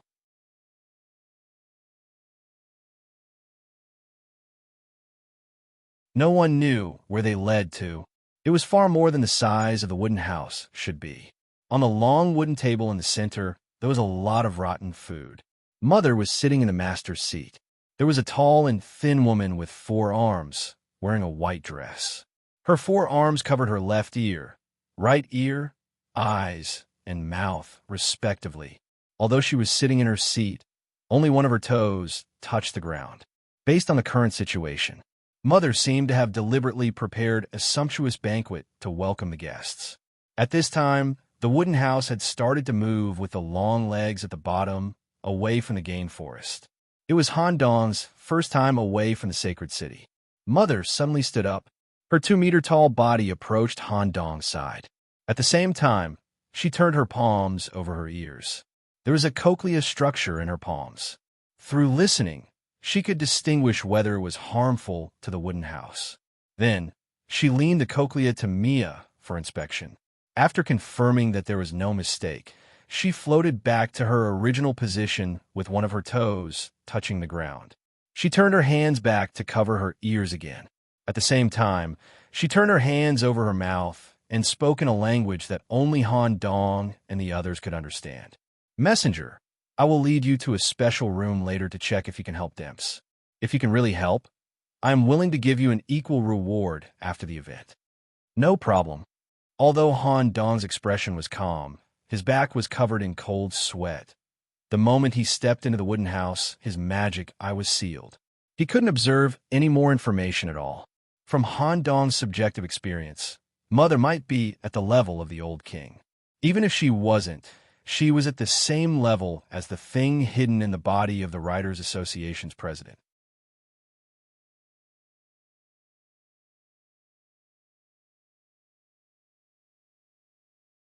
Chapter 515, An Equivalent Exchange. In fact, Demps had promised to clear the 10,000 copper coins owed to Han Dong in advance. If this mysterious mother was willing to give a corresponding reward, Han Dong was also willing to accept it. Immediately after, the mother turned her gaze to Mia, who was nestled in Han Dong's shoulder with a frightened look. Her voice resounded directly in the hall. The cursing sect, the spider god. An interesting combination. Some of the things in the Insect Valley are indeed good choices for you. However, a little spider like you who grew up in a greenhouse can only survive by seeking protection. If you need my protection, you have to take out something valuable and offer it to me. It doesn't matter if you're Demp's friend or not. Here, I only make an equivalent exchange. He had already confirmed that the Insect Valley was the best choice for Mia to break the seed. However, the only important item that Mia had with her was the demon's sword. Naturally, she cannot trade it. At this moment, Han Dong took the initiative to suggest, "I'll use the favor from helping Demps in exchange for her protection. Is that okay?" Yes. As soon as he said that, Mia was shocked at first, then immediately threw herself into Han Dong's arms. Tears welled up in her eyes. It seemed that Han Dong was very concerned about Mia and wanted to help her. In fact, Han Dong's instinct told him not to be too involved with this mother as much as possible. It was better to use the reward from helping Demps on Mia. Judging from the fundamental benefits, investing in Mia was definitely more worthwhile than exchanging it for a reward. "Come with me. First, I need to verify if you're really useful." His mother got up and floated to a door at the back of the hall in a unique way. Behind the door was a long passage lined up neatly with torches. There were also a lot of forks in the passage. Finally, it led to a room filled with the smell of meat. As Han Dong followed, he could not help but sigh at the complexity of the space in the wooden house. It was like a large maze area. Clang, clang. Before he even walked out of the passage, he could already hear the sound of iron chains violently colliding and being pulled. This is in a vast and open arched area. Through more than 10 giant chains, there was a faceless life form with a human upper body that had a fleshy skin surface. It was more than 30 meters tall. From afar, it looked like a fleshy skin, but in reality, it was made up of countless fleshy tentacles. Once they saw it clearly, they would instantly suffer from deep visual pollution due to trypophobia. Mature hybrid demons are actually imprisoned here. There are over 10 doors in the hall, and behind each door is a large number of forked paths. Could it be that there are over 100 mantis demons imprisoned here? Han Dong, who had fought Count head-on. Through its aura, he immediately recognized that the level of the giant being bound by the chains was not weaker than Count to a certain extent. Within 5 minutes, find the 73 weaknesses of Manny's body and mark them out. After saying that, a piece of white paper with the outline of the hybrid demon on it floated in front of Han Dong.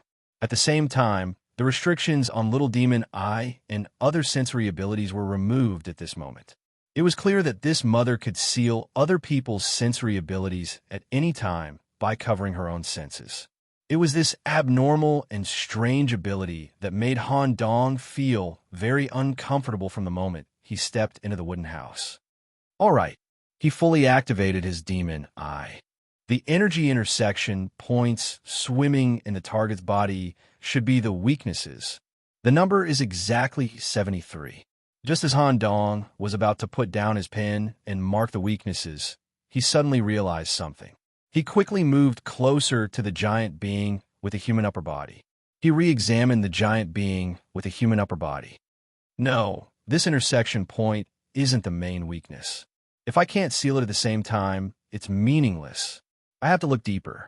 The kaleidoscope mark appeared in his demon eye. Pupil imprint. He further strengthened his X-ray vision. He saw through countless fleshy tentacles and the energy layer that filled the hybrid demon's body. A certain hidden core was seen by Han Dong. This is... Han Dong quickly put down his pen and drew the outline of a baby at the lower center of the white paper. When she got the answer from Han Dong, the mother was also surprised. You can actually see the infant body. In this case, you can also help Demps to spy on the core of the demon's soul. As long as you can make Demps break the seed, I will give your friend enough protection. Thank you. When they returned to the center of the wooden house, he saw something squirming slightly in his mother's throat. The palm covering her mouth turned over, and 3 meatballs produced by his mother protruded from her mouth. This thing can ensure that you can stay in the Magic Crystal Canyon for 3 days without being affected by the magic element. I will wait for you in the same place. Dimps will answer any questions on the way. The demon soul may wander in any corner of the Magic Crystal Canyon or hide in the magic crystals. You must hurry up and find it. After that, the wooden door leading to the outside opened. Han Dong and others had come to the completely unknown canyon area thousands of kilometers away from the Holy City. Only large-scale expeditions would allow the knights to come to such a distant area. Magic Crystal Canyon was only recorded in the Holy City's records of an expedition 60 years ago. The wooden house stopped at the platform area in the middle of the canyon. A large number of crystal clusters grew between the walls of the canyon. They were of different colors and radiated a bright brilliance. Some crystal particles invisible to the naked eye floated in the air. This was the so-called magic element. Once it was inhaled, it would cause 3 effects at the same time. 1. Magic element mixed into the blood, flowing to the brain area, absorbing and blocking the energy of the seed or talent tree. A large amount of it could even cause damage to the talent tree and never be repaired. 2. The magic element would assimilate the body and cause crystallization. 3. After absorbing the magic element, it would be marked and attract a large number of evil creatures living in the Magic Crystal Canyon. Dimps, what does the demon soul look like? With the magic crystal as the foundation, there are many kinds of evil creatures, including the crystal beasts formed by the invasion of the magic element, or some magic crystal worms, and a very small number of perfect crystal people, pure magic crystals formed by the consciousness of the dead. However, when such a perfect crystal person becomes a hybrid demon, there will be 2 different changes. The first one will absorb a large number of magic crystals and form a very threatening, huge crystal giant. The second one will shed the crystal on the surface of the body and turn into a pure demon soul. What I am looking for is this kind of extremely rare demon soul that wanders in the Magic Crystal Canyon. There's nothing more suitable for my seed-breaking ceremony than this kind of pure hybrid demon. Mother has confirmed through the treasure that a new demon soul was born here. You need to use your special eyes to search for the target. That you're tuning in to the Warrior Lore YouTube channel. Don't forget to subscribe and join us on this journey to catch the most captivating stories.